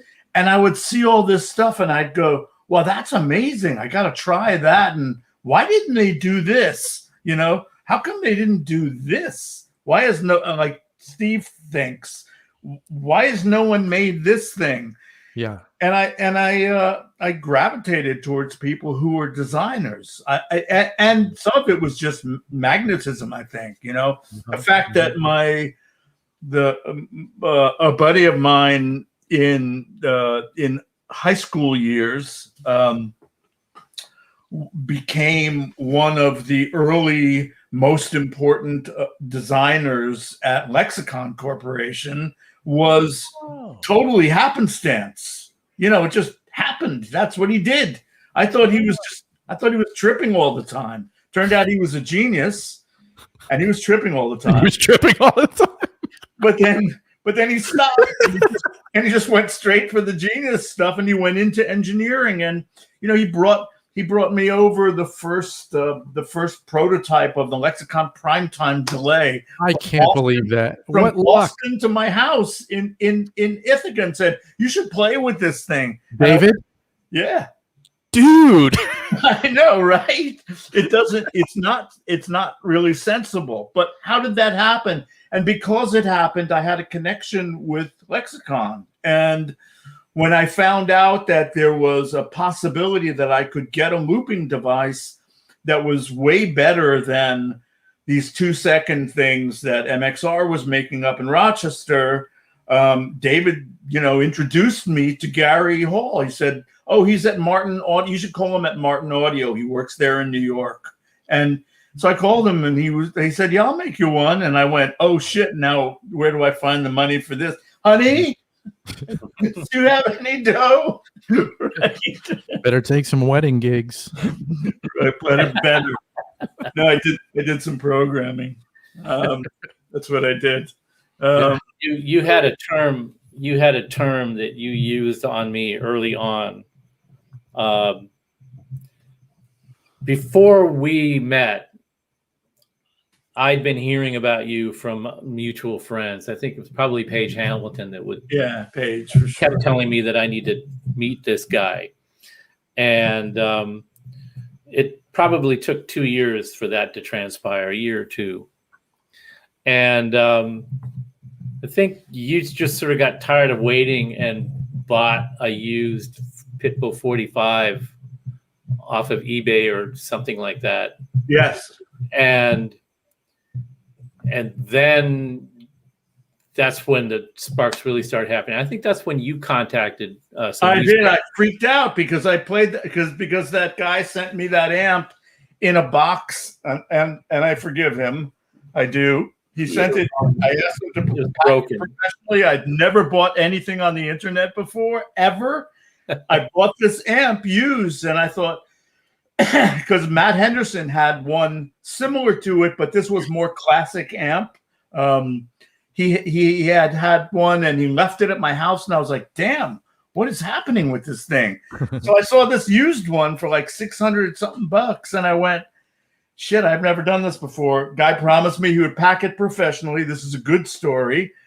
He did not pack it professionally. It arrived at my home late. It was in a completely shredded cardboard box, and the cardboard was thin like paper. So it was all completely shredded. It was filled with leaves and nuts from squirrels. And wait, it gets better. Any of the glass that had fallen out of its thing, knocked out of its things, was broken. So all the preamp tubes were dead, right? Oh. Okay. Ready for rock and roll? Joe, this is true. Inside the speaker was filled with leaves and squirrel nuts. And I got this thing and I went, fuck you. I'm never fucking buying anything from a stranger on the internet ever again. And I got really upset because I had never done this before. This was pre-eBay feedback. So my wife was Linda was going, what did you buy? What is wrong with you? That was factory. I brought it into the studio. 45. I brought it into the studio. I opened it up. I started cleaning it out methodically. I took out the broken tubes. I realized I had a preamp tube for every socket. Put shit in it. I spent the whole day with these stupid fucking vacuum cleaners inside a speaker cone, trying hard not to suck the paper off the. Oh my god, it's so stupid. And I finally got it together, and I said, okay, plug it in. This was like 6 hours later, and I plugged the thing in, and I put my guitar in it, and I played the clean channel, and I went, holy shit. And I started turning it up and doing things and with both channels, a Pitbull 45 classic, and I went, holy shit. And I was so excited because I realized that I did not have to I had this amplifier now, and I realized that I had been hooked up by a friend with Alexander Dumble, and I did the interview, and he wanted. You didn't have to do that whole mess anymore. Yeah, and I loved talking to him. It was completely psycho. It was fun, but psycho, like I was being tested if I was good enough. It was crazy, right? It's sorry, like I'm. It's like the soup Nazi. It's the amp Nazi. Sorry the terminology, but it's that same thing, right? It was like, are you good enough for my amp? Right? I totally got it. I enjoyed it. For you. There was something so crazy about it that I actually understood where he was coming from. I got it. And he was introduced by a good friend who's not nearly as crazy as that. So but I felt weird about it because, you know, the rumors were even if you get in with a build and it's affordable to you, it's going to take him, you don't have any idea. It could take him 2 years. It could take him 10 years. If he doesn't like you along the way, he might not finish the amp. And I know a guy who that happened to. And here's the Pitbull 45 in the room, and it survived this trip from Portland, Oregon, by a guy who didn't give a crap about it. And it sounds like girl nuts. It sounds like God in my room. So I picked up the phone and I called Steve and I said, dude, what is this? What's happening over there? Yeah, you said it's got zhuzh. You said yeah, and I asked you, could you make more of that? And you said, of course. Yeah, could you make more zhuzh? It was like that. It was like that little scene in My Cousin Vinny when he says "utes," and the judge goes, "Excuse me, could you repeat that word? What? What did you say? What did I say? Did you say utes? Zhuzh, yeah. Zhuzh? It's like somewhere between Turkish and Yiddish. Yeah. It's zhuzh. Yeah, and I was like, what the fuck is zhuzh? And then after playing tennis with that conversation back and forth for about 10 minutes, I was like, oh, you mean when, and so I described what happens to the power supply when, and somebody asked about this, to ask us to discuss this in the last show. So it's really kind of prophetic that it's working out this way, to describe what happens to the notes that you play when the power supply is behaving a certain way, and the more power supply behavior that's intermixed with the notes that you're playing creates these additional notes. And some of them are harmonics, and some of them are subharmonics.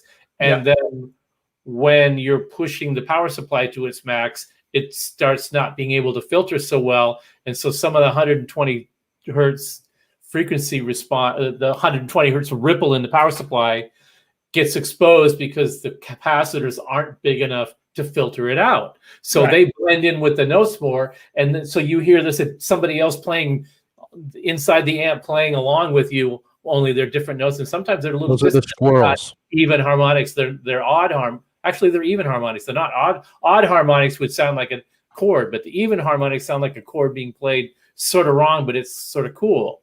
Yeah. And so you'd reduce all that concept down to zhuzh. And I went, yeah. And can you make it do more of that? Yeah. Me and Matt Henderson together came up with that word. And so that became that was the first thing that I did for you, besides the post squirrel nuts operation of just checking it all out and putting it up to date. And there was some updates and mods and stuff like that. Did the very first artist mod I'd ever done for anybody, and that was the Torn mod, which was you could switch the amount of filtering the power supply would do. The beauty is I ended up with a new one I bought a new one, and that's the one that we did. I still have it, and I still play it. It's here in my room, right? Where is it? It's not in. Yeah, there it is, right there. It's right in front of me. It's right there, Steve. You built me a new one because you were there and I was here, and it seemed like the right thing to do, I think, to both of us. And then I came out and you did the Ripple mod with me because I was in LA on a film or something, right? Yeah. I was working on. Right, it was two different films. There was that Americana film, the girls' basketball film that I did, and then Friday Night Lights. And we in those, you lent me a 50-watt amp I think for both of those films. Yeah, pretty sure you did. And then you did the mod on the Ripple mod. You'll be able to tell what the year is. You probably know, but it's still an amazing thing. So Joe, on Presence, all of the live guitar is the Pitbull 45. All of the overdubs are the Deliverance 120. I think I said something wrong to you the other day. I did all the overdubs were Deliverance, all those super clean sounds and the really saturated, distorted sounds. I don't think I used any fuzz on that record. I think that's all amp. Pretty sure it is. You were pretty hell bent on just shoving everything through that Deliverance that a human could possibly do without. You wouldn't believe some of the places that I did that, Steve. I mean, I there were places where I would. Yeah, I would actually. I clearly was playing way too loud, and I was enjoying it. I had no pullback. I hadn't found my perfect volume, so I was just like, okay, the drummer's playing loud, so I'm going to turn the attenuator off now. Some more headroom. No longer needed. So Misa Pal says, I thought you guys were going to talk about the master volume today, and we're getting there. So we're getting there. It takes a while. This isn't going to be one of our most concise shows, and none of them have been. So this is going to be less. What is concision? What is concision anyway, except some desire for things to just simply move faster to make life easier? So then you don't enjoy your drink. Then you don't enjoy your drink, and you know, I know people are waiting, right? I'm sorry. Well, David, I just wanted to throw it out here because you mentioned it. I didn't know you had that relationship with your buddy at Lexicon, because I remember when you were using this was probably in the early 90s. I read some interview with you, and you were talking about you had your Lexicon unit modded, and I thought, oh man, like that's like as hooked up as you can be, or like that's so far beyond anything that I could do, is have like a piece of gear like that modded. I had it modded because they were a small company. Remember that actually happened in the 80s, in the early 80s. Like it was either 1980 or 1981, and the PCM 42 was new. Gary Hall had moved his Lexicon thing into Martin Audio in New York, and David knew him. So as long as I was paying, I was going to get the mod. I didn't know that later on Gary would call me and say, hey, we're working on a looping project at Lexicon. That was the original Jam. Yeah. We'd like you to come in and talk to us about your ideas about looping and give us some input on this. And so I became... And that way I met, that was around the time after Gary left. That's how I met John Durant, which was at Lexicon as well. I did a couple of like clinics for Lexicon around the New York area for the Jam Man, which was disappointing in about 100 ways for me, knowing that the product was kind of doomed by the owners of the company. That was really, that's too bad. And you're putting a face on it. That's stinky. It was kind of, to me, it was I felt so bad for the guys who put all the sweat into it. Yeah. Joe Waltz and what's his name, Bob Sellen and Gary Hall. They put so much into that original Jam Man, and they didn't make the outrageous sales figure for the year or the year and a half that the big bosses wanted them to make while they were selling the company to a bigger company, and they just didn't make it. But they sold a lot, and they put nothing into the marketing or education of the public about what the thing was, which was I kept pushing, saying, none of this matters. If you put the money into educating people, get clinicians all around the country going to the stores, showing what you can or would do with this. So I got super invested in it, and it was heartbreaking to see it just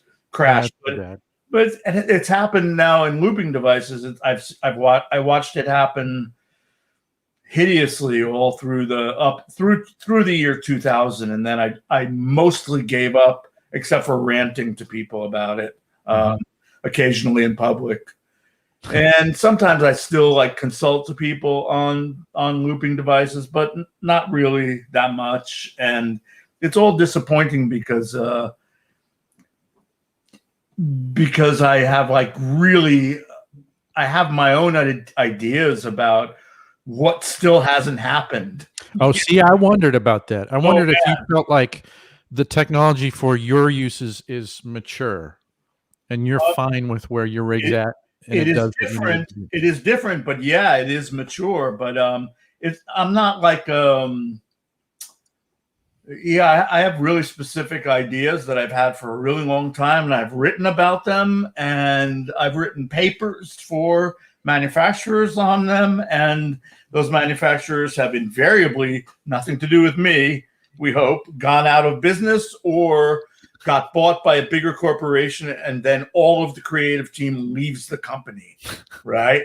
It's just, and people, when people started finding out about what looping was, it was because Lexicon dropped the Jam Man, and it didn't come back until Harman made it a Digitech product in a pedal that did some really interesting and cool things. But then people thought that looping was phrase sampling, and only phrase sampling. So the word, which goes back to 1950, whatever, 3 or 4, pre Robert Fripp, for me, Terry Riley, and whatever, 1970.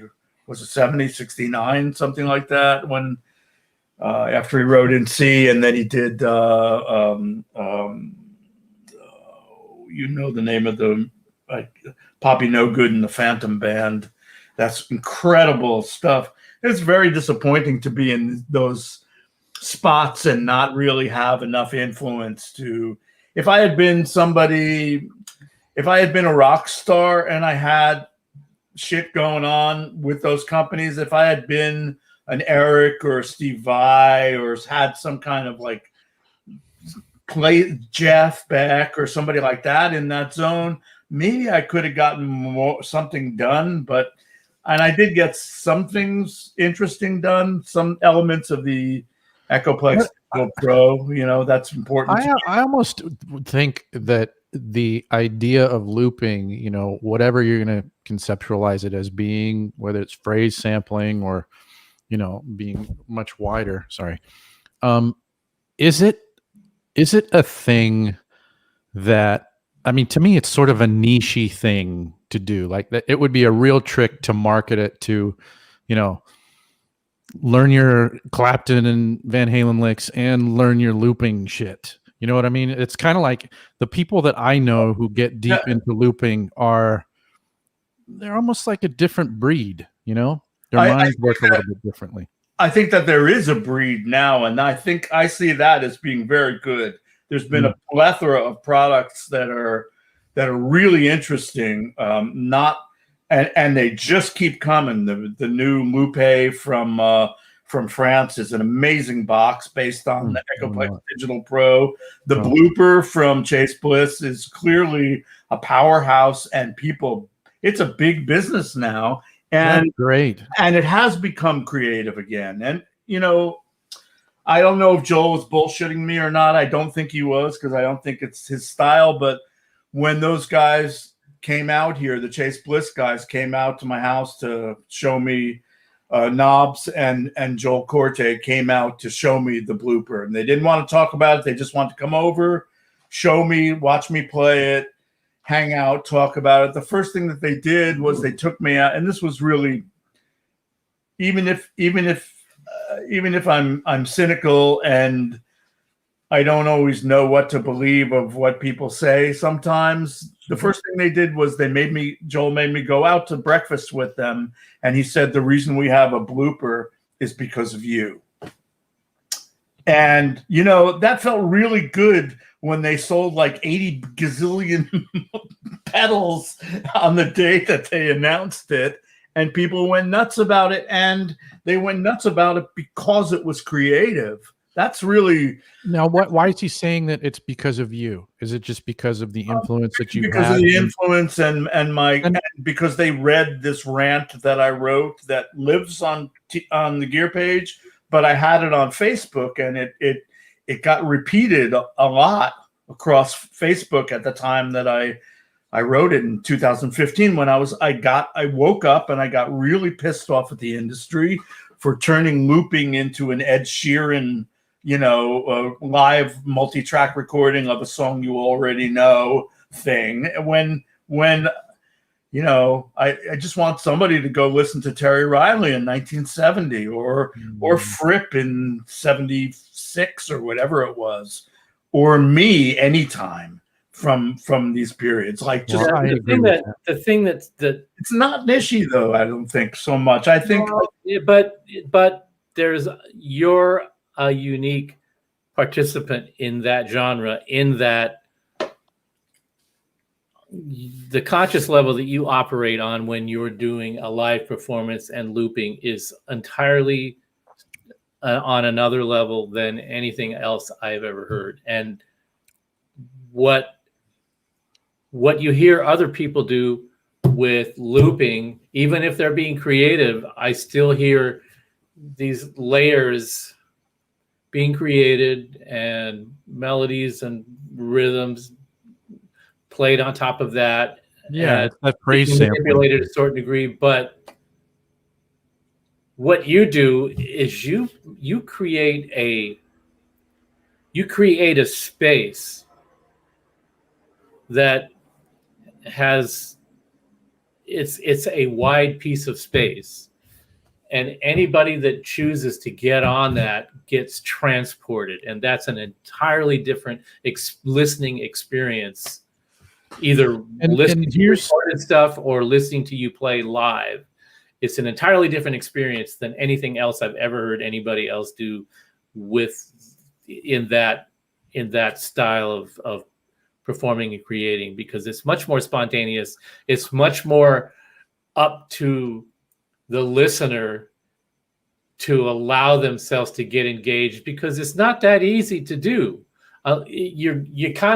People want to be performed to. Yeah. And you don't perform to people. You lay down a landscape, a seascape, a soundscape. You lay it all out there, and you sort of challenge the listener to get on or walk away. But this is why I'm sort of talking about it using niche, is when it's the phrase sampling kind of thing. It's like you're watching somebody do it and they go, okay, look at me. They can see it. Okay, I played the little thing that's digestible to somebody who doesn't even know how to play an instrument. I went, oh, listen, it's repeating. Now I'll go, and then so it's observable. And when watching you do it, saw you perform live in Los Angeles, you came and you played at the Mint, I think. With Chamberlain, yeah, remember that? And I brought my wife, and I said, "You have to come to this." Usually, she's you go hang out with the guys and you talk gear and bore each other to death, and that'll be great. And I went, "No, you're gonna come. You're gonna come with us this time." And she's like, "Well," and I go, "You're gonna come. You're gonna have an experience." And I didn't say that, but that's what I was expecting to see. And she went. She goes, okay, and afterwards she goes, what I was thinking was that it isn't necessarily the kind of music that I gravitate towards. But after a while, I stopped thinking about it stylistically and whether it was my thing or not. I realized that I had just gotten on a ride and gotten off, and I didn't realize I was on the ride until I got off the ride. Oh, And that was her first experience with that. And she's a musician, she's a drummer, and she plays guitar, and she's got a killer ear for music, and she's got a really expansive musical taste and all that, but she had not experienced this before, and she had not had that kind of a live performance experience where she got hauled along before she was even aware that she had gotten hauled along, until after it was over and she got gently sat back into her chair and reality kind of like returned, and she went, and she like, wow, I just like feel like I've had all of my, it's almost like going to a chiropractor. I had all my joints, all my issues worked out or something. She just like felt. That's good. I like that. I had my molecules rearranged. Do that like is there a class I can take? Yeah. I think like one of the things I think about, and this goes to the niche thing a little bit too, Joe, is that okay, so this is weird and something I probably never said out loud, but I got a looper, a real looping device, and it was either 1980 or 1981. I think it was 1981. I did not take it outside of my room until 1980, probably sometime in 85. Trying to figure out what the hell to do with it? I did not. I decided that I would not bring it around until it was fully integrated, that I wasn't going to stop playing guitar, and that I didn't want to lose my focus on being a guitarist, but it had to be, I had to have a system that I could feel fully integrated with. So I had to practice, and I had to design a rig, because they didn't, there weren't. I'd love to hear this, by the way. There weren't wet dry rigs. No one had one. They didn't exist. And I knew I needed that. So I kept like talking to people like, do you remember the solid state amp builder, Dan Pierce? Well, I was going to bring that up, man, because I remember that's what you were using when I first. I used that. He was a friend. He became a friend. I liked the vibe. He was also really conversant with, really interested in new ideas. He worked for Moog a little bit, for Norland and for Moog, designing the Lab series shit. Oh. And so he when I told him that I had to design a system, and I knew what I needed, and it involved a mixer that didn't exist, but I found a mixer that if he could modify it to do what I needed to do, then I would be able to have this. I called it at the time. I called it dual mono until I turned it into stereo, fully stereo, and then I called it 3-point stereo because there was a dry amp in the center and a stereo pair on the outside, like you've seen me do a million times. And he, I just knew. I knew these people, and I was playing his amps, and he helped me build this. He rebuilt this mixer for me while I was there at the shop in Buffalo, and I knew that I wasn't going to take this thing outside until I really knew how to play it like an instrument. I thought, this is an instrument. That's all I could think of. At the point where I got that looping device that looped for 19 seconds, I realized that I could do something with it that had not been done before. And then the 16-second delay followed it after the modified. It came, later on, and I didn't go with that because it didn't sound as good, and it didn't have the VCO inputs, so you could actually do things with your feet instead of taking your hands off the guitar. My whole idea was don't take it outside until it's well integrated, and that's what I did. And I found the gig in 1986 where I played solo. Before we recorded Cloud About Mercury, I went and did a couple of solo gigs, and I thought, okay, well, now I'm going to do it. I'm going to take it out and I'm going to try this rig out and play some solo improv stuff. And I even played some like hints of the Cloud About Mercury material without actually playing the material. I found this, somebody found this gig like about a month or two ago, and I just started like mixing it or remastering it to make it sound like something. But the idea was, I didn't just take this pedal out and just go start using it. It wasn't like a fuzz box. And I don't treat anything like that anymore. I want to know how it works, and I want it to be part of it. I don't want to play at it, and I don't want it to control me. I just, it's like real basic musicianship, right? Dude, I am not going to go play a gig on solo oud because I don't have those chops. I'm not going to. And these days it's hard to, even from the manufacturer, to get a definitive bit of feedback about what a product specifically does and how they can use it, because it just seems like whoever is the person that's really intrinsically behind the whole thing, the initiative behind it, they're not the person talking about it. And the person talking about it is like 5 steps removed from that whole process, and they're incapable of translating whatever it is into language that people can use. Do you remember? Don't understand what does this do, and you get happy talk back, and you just like, you're kind of on your own to figure this stuff out. So we're older than Joe. Steve, you remember when we were younger that Fender rep, that Marshall rep would come to your town. The guy from ARP came to my town and showed a guitar synthesizer. There was a guy doing these clinics. They were paid. They were on staff. There was a guy that came into the music store I worked in Seattle that was an Ampeg dealer, and they had the amp that was like the twin. I think it's called the VT22, 212 100 watt one, and we would show it to customers, and the customer would go, I don't, and this guy with the white shoes with the gold chain on the top, and the tweed jacket and kind of mutton chop sideburns, and just like the typical kind of rep kind of guy that you just like, oh, what's this guy going to show me? He comes in and he rolls out the VT22 and he pulls the Telecaster off the wall, and he goes, "This is the Led Zeppelin sound." And he goes, da, da, da, da, da, da, da, and like, what? And then he goes, and this is the Country Western sound. And he goes, bam, bam, bam. And he starts double picking, and turned out he was really a good player.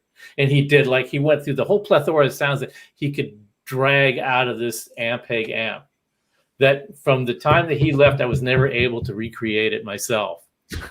But he did it with that one guitar and made it sound like, and just, you can do this with it. Here's how you do it. You can do this with it. And he had a little card, and he left the card with the switch positions and stuff. And from that, I learned, oh, you had to know what you're shooting for in order to be able to do that. Because you don't just you don't just like follow the cheat sheet and go, oh, there. He did the same thing that Toto's drummer, who was Jeff. Yeah. He did clinics where he would tweak the snare drum tuning a little bit and then play a Bonham riff, and then he would tweak it again and then play like Ringo, and then some of it had to do with how he tuned the drums, and all the rest of it had to do with he knew how to play like Ringo, and he knew how to play like Bonham, and he knew how to play like Jeff. It's kind of gone away, and I think that, like, part of me thinks that, of course, the YouTube thing has real super positive. Steve disappeared. He did. Imaging Edge. Oh, there we are. Back. I think there definitely are positive things about YouTube, but I do remember how engaging it was when just like taking lessons online is not the same as sitting down with a great player who's got your best interests at heart, and they're going to teach you something. There's going to be a mentoring that goes on in a lucky situation, but you will learn something, and it's in real time, and there's none of this. There's no latency, there's no emotional latency. You can actually see how people are responding. You can see their faces. You can see their body language for real, and not in a flat dimension. I kind of think that this is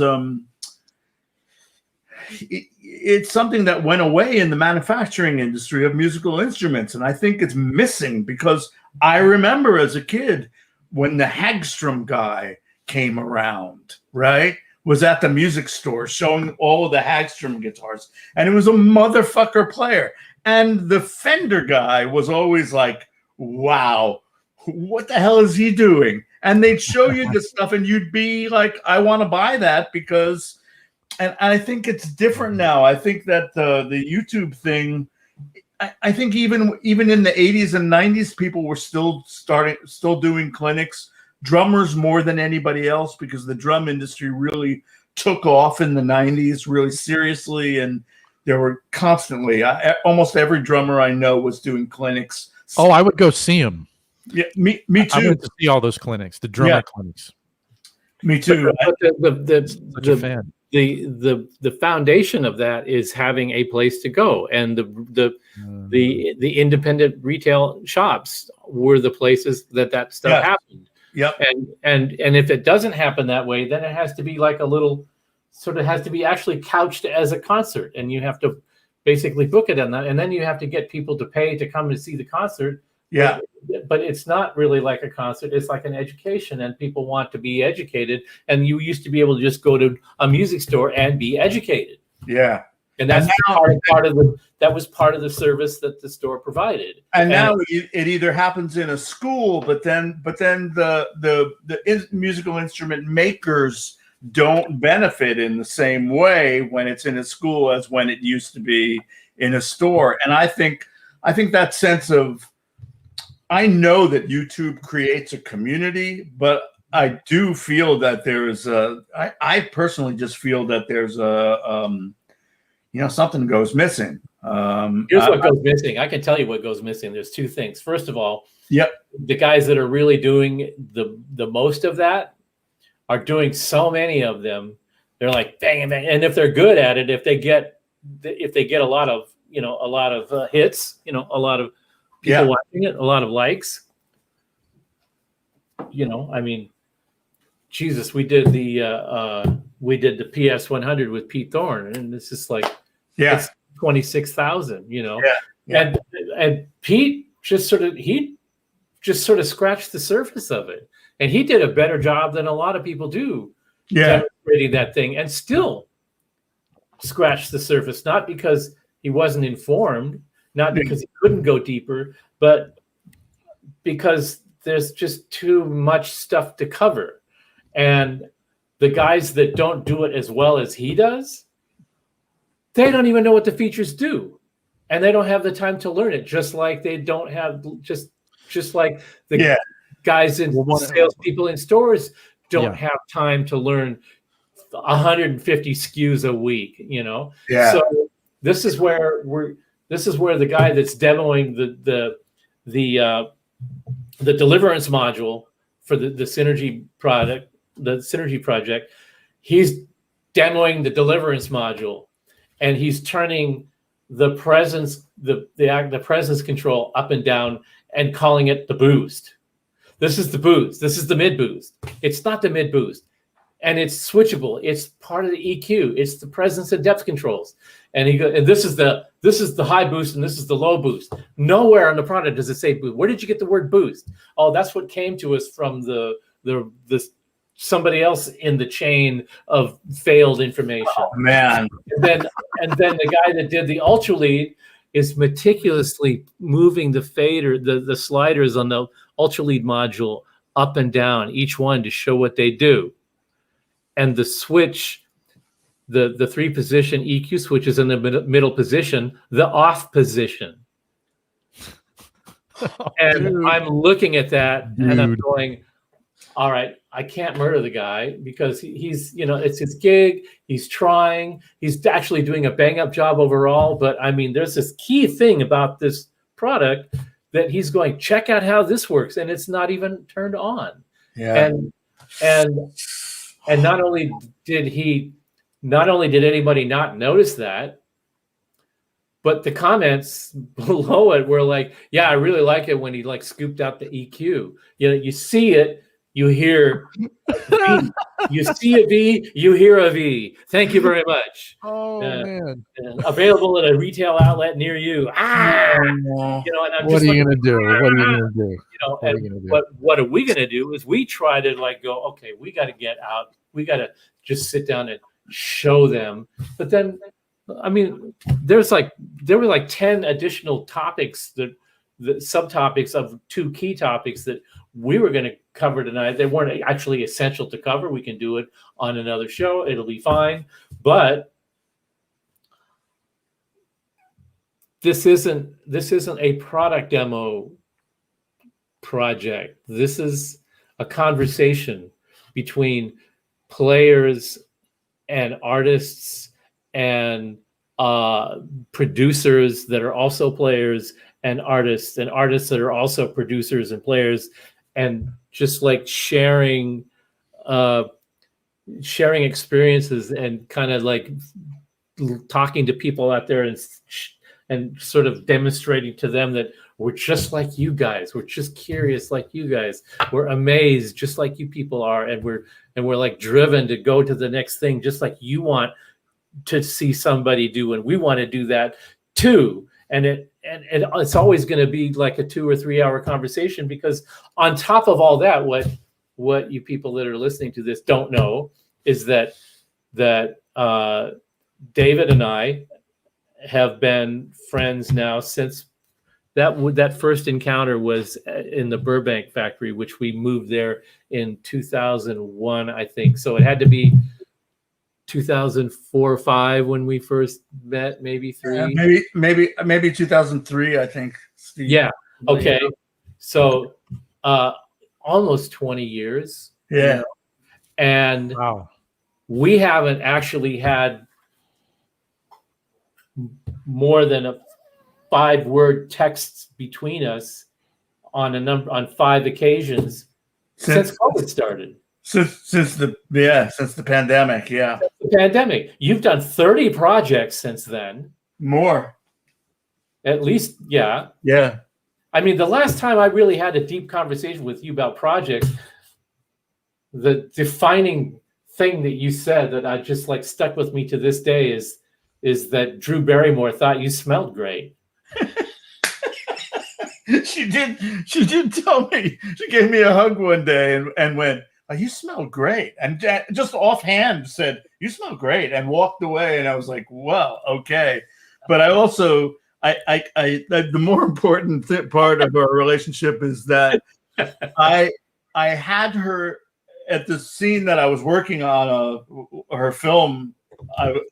I played her this piece, and she literally absolutely wept, for real, not kidding around.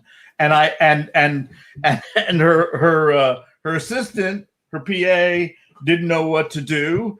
I didn't know what to do. She goes, "I can't." She just kept saying, "I can't believe you wrote this for my film." Wow. And I was so like, it was so moving, like, but I forgot about the "you smell good." Wow. I just remember that. That stuck with me. So hey, that's better than the alternative. I remember the aftershave that I was using, though. Yeah, but see, since that's the thing bare about ammonia smell. the bare minimum. So apologizing to the listeners, I mean, David and I are catching up on a year of just like, how the hell you been, bro? Fucking pandemic, man. Pandemic, really, just getting past it. All the drama. Steve disappeared again. What happened? I think he turned it off. He's done. He signed off. Oh, he may be. Let's Maybe see if taking a anybody bathroom has break. questions. Oh, somebody just said come to Asheville. I need to go to Asheville soon. At very least, Kelly, to play there and to see Andre. Oh man. I'm looking at the notes, Joe. Hey, Wayne. I am fully vaccinated as of 2 days ago. No, 3 days ago. How about you, David? I'm fully vaxxed. I've been You're fully vaxxed since February 20 something, and but I've only really been going out in the last couple of weeks. Yeah. We live pretty remotely, and Mhm. it's a little easier to say, well, I got to work anyway. There he is. Hey, except your mic is muted.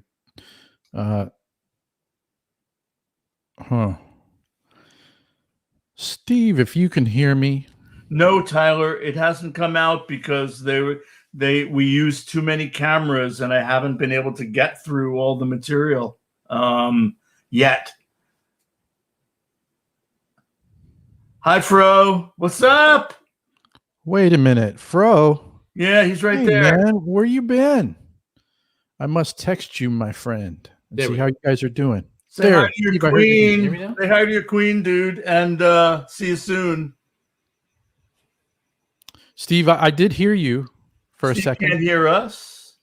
Steve, talk again, please. Camera audio. There. There I it can is. hear you. We can hear you. Don't say anything you don't want to be public.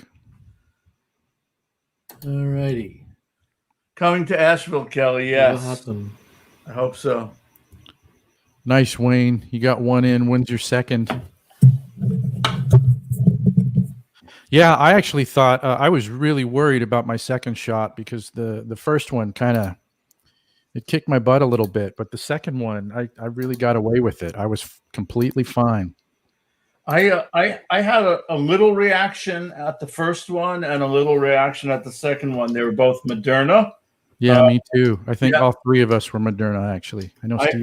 I had a mild reaction to both of them, in which Yeah. I got It's just completely fatigued. the sound 24 hours later, just fell there and the apart. sound coming out. You were fine, and it took 24 hours, and then you got hit. That's interesting. Huh. Yeah, I was sitting here at this very computer Mhm. and staring at it, and I went, and just about hit my head and went, where did that come from? Oh, I'm done. So, Joe, I hope Steve comes back, but Yeah. if he doesn't, I have to leave Let's get the Drive sound a problem. few hours upstate in less than 6 hours. Well, you got to roll then, dude. We can wrap I stuff think I up. should roll out, but I don't want to not say goodbye to Steve-O. No, well, can you see Steve? He's back. I can see him, Yeah. but I can't see him because He's texting. he He texted. texted me. Okay. Siri here. Let me know if I can help. This is great, guys. Oh, you can hear me, but I can't hear you. Yeah, we can hear you. You can't hear us. That's interesting, Steve. All right. Huh. I'm going to disappear for a second. I'm going to relaunch. Okay. Be right back. And David, if you need to roll, we can wrap things up. You do what you need to do. I think I should, just because I got to drive even further upstate. Yes, it's true. Man, and you are East Coast time. You better get rolling, my friend. Yeah, I'm old. Well, it's late. It's only 12:30. If I was on gig time and not studio time, Yeah. it would be like, okay, let's start drinking now. Right? But I'm not on gig time. No, but you got to come back. We got to do this again. All right. I'm hooked up again.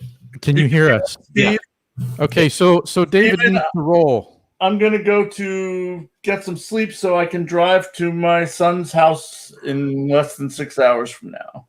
Yeah, we've got a lot more stuff to cover. We knew that this was going to happen, and what I was saying is, as I was basically apologizing to everybody for basically being listening in on a big catch-up session that we're sort of all engaging in. But it's all been good stuff, and there's more stuff. There's always more stuff. So, couple of things. For example, the first conversation that the three of us had to get ready for this episode, the first one took an hour and a half.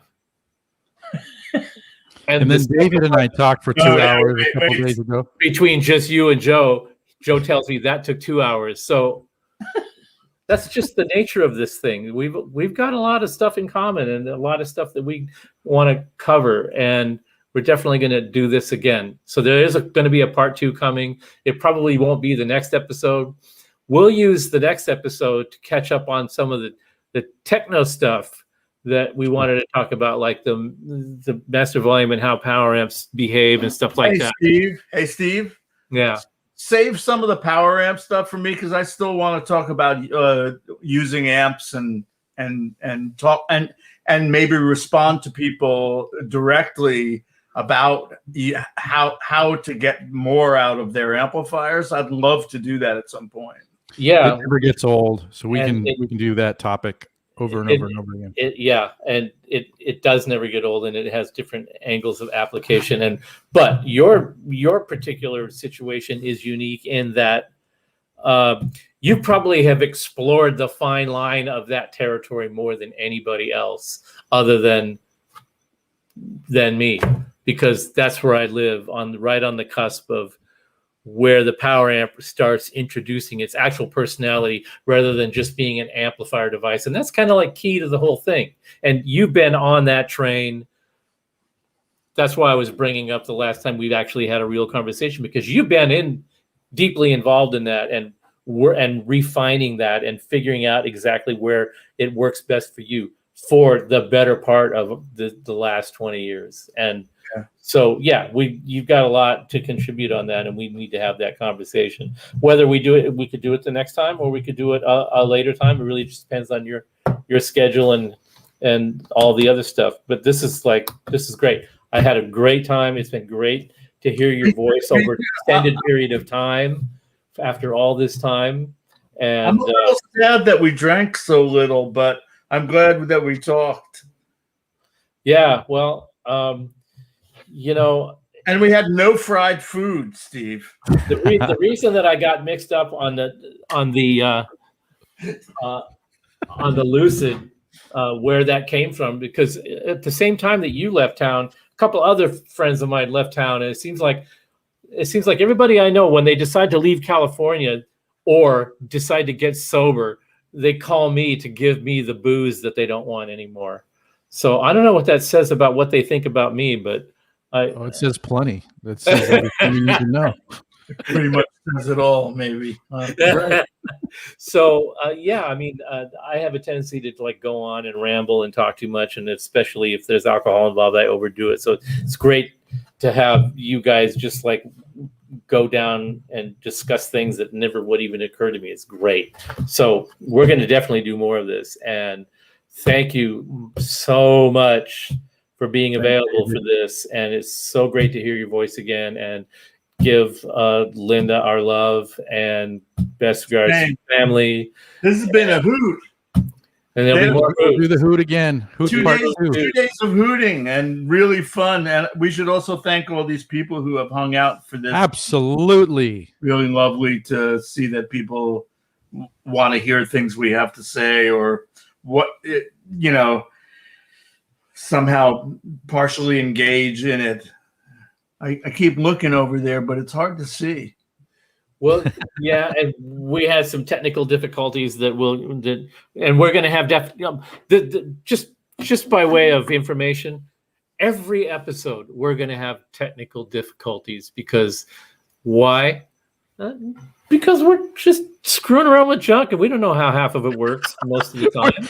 We're guitar dorks. We're not internet. Yeah, dorks. this is like From the beginning, I thought the net was fucking with us, to be honest, because I've never had that problem with in a chat before where I was so slow that you couldn't hear me even if I spoke at the right speed. Right? Yeah. It was so weird. Like I never saw that before, except once when we were hacked. I don't know. before I let you go, Yeah. you have to do one thing. What is it? You have an instrument sitting next to you that you made this positively otherworldly This sound out of, and we need to. This? No. Oh, no. No, the guitar with the audio file perfection sticker or whatever it says. This thing. This With thing? with the snake bridge. Yeah, do the Yeah. thing, man. Oh, Play yeah. us out. I never really got to show people the snake bridge on a video. Let's look at this. Yeah, you need to play us out on that. That's the snake bridge. Right. It goes on this guitar at the whatever fret it is. I'll tell you in a second. I can't remember. And this is the guitar that you used for To open Cloud About Mercury, I think the first tune on Cloud About Mercury. Yeah. It's actually something I made for my kids, and then decided that I had to have it. Yeah, so this is it. Lines.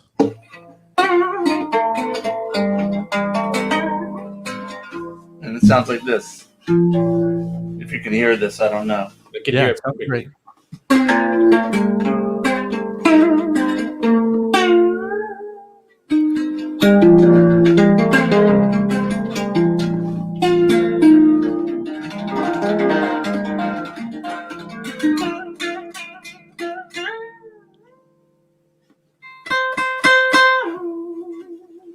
That's that. Yeah. Yes. That's that guy. What does it say on it? It says audiophile quality, and we're not fucking around. This is Actually, dude, we are fucking around. that's what I mean. That's what I meant to say. We are really fucking. I can't even. I'm tippy. Go get some rest, friend. Thank you, guys. Thank All right. you. Folks over there. Signing off. Here we go. Love you guys. Take care.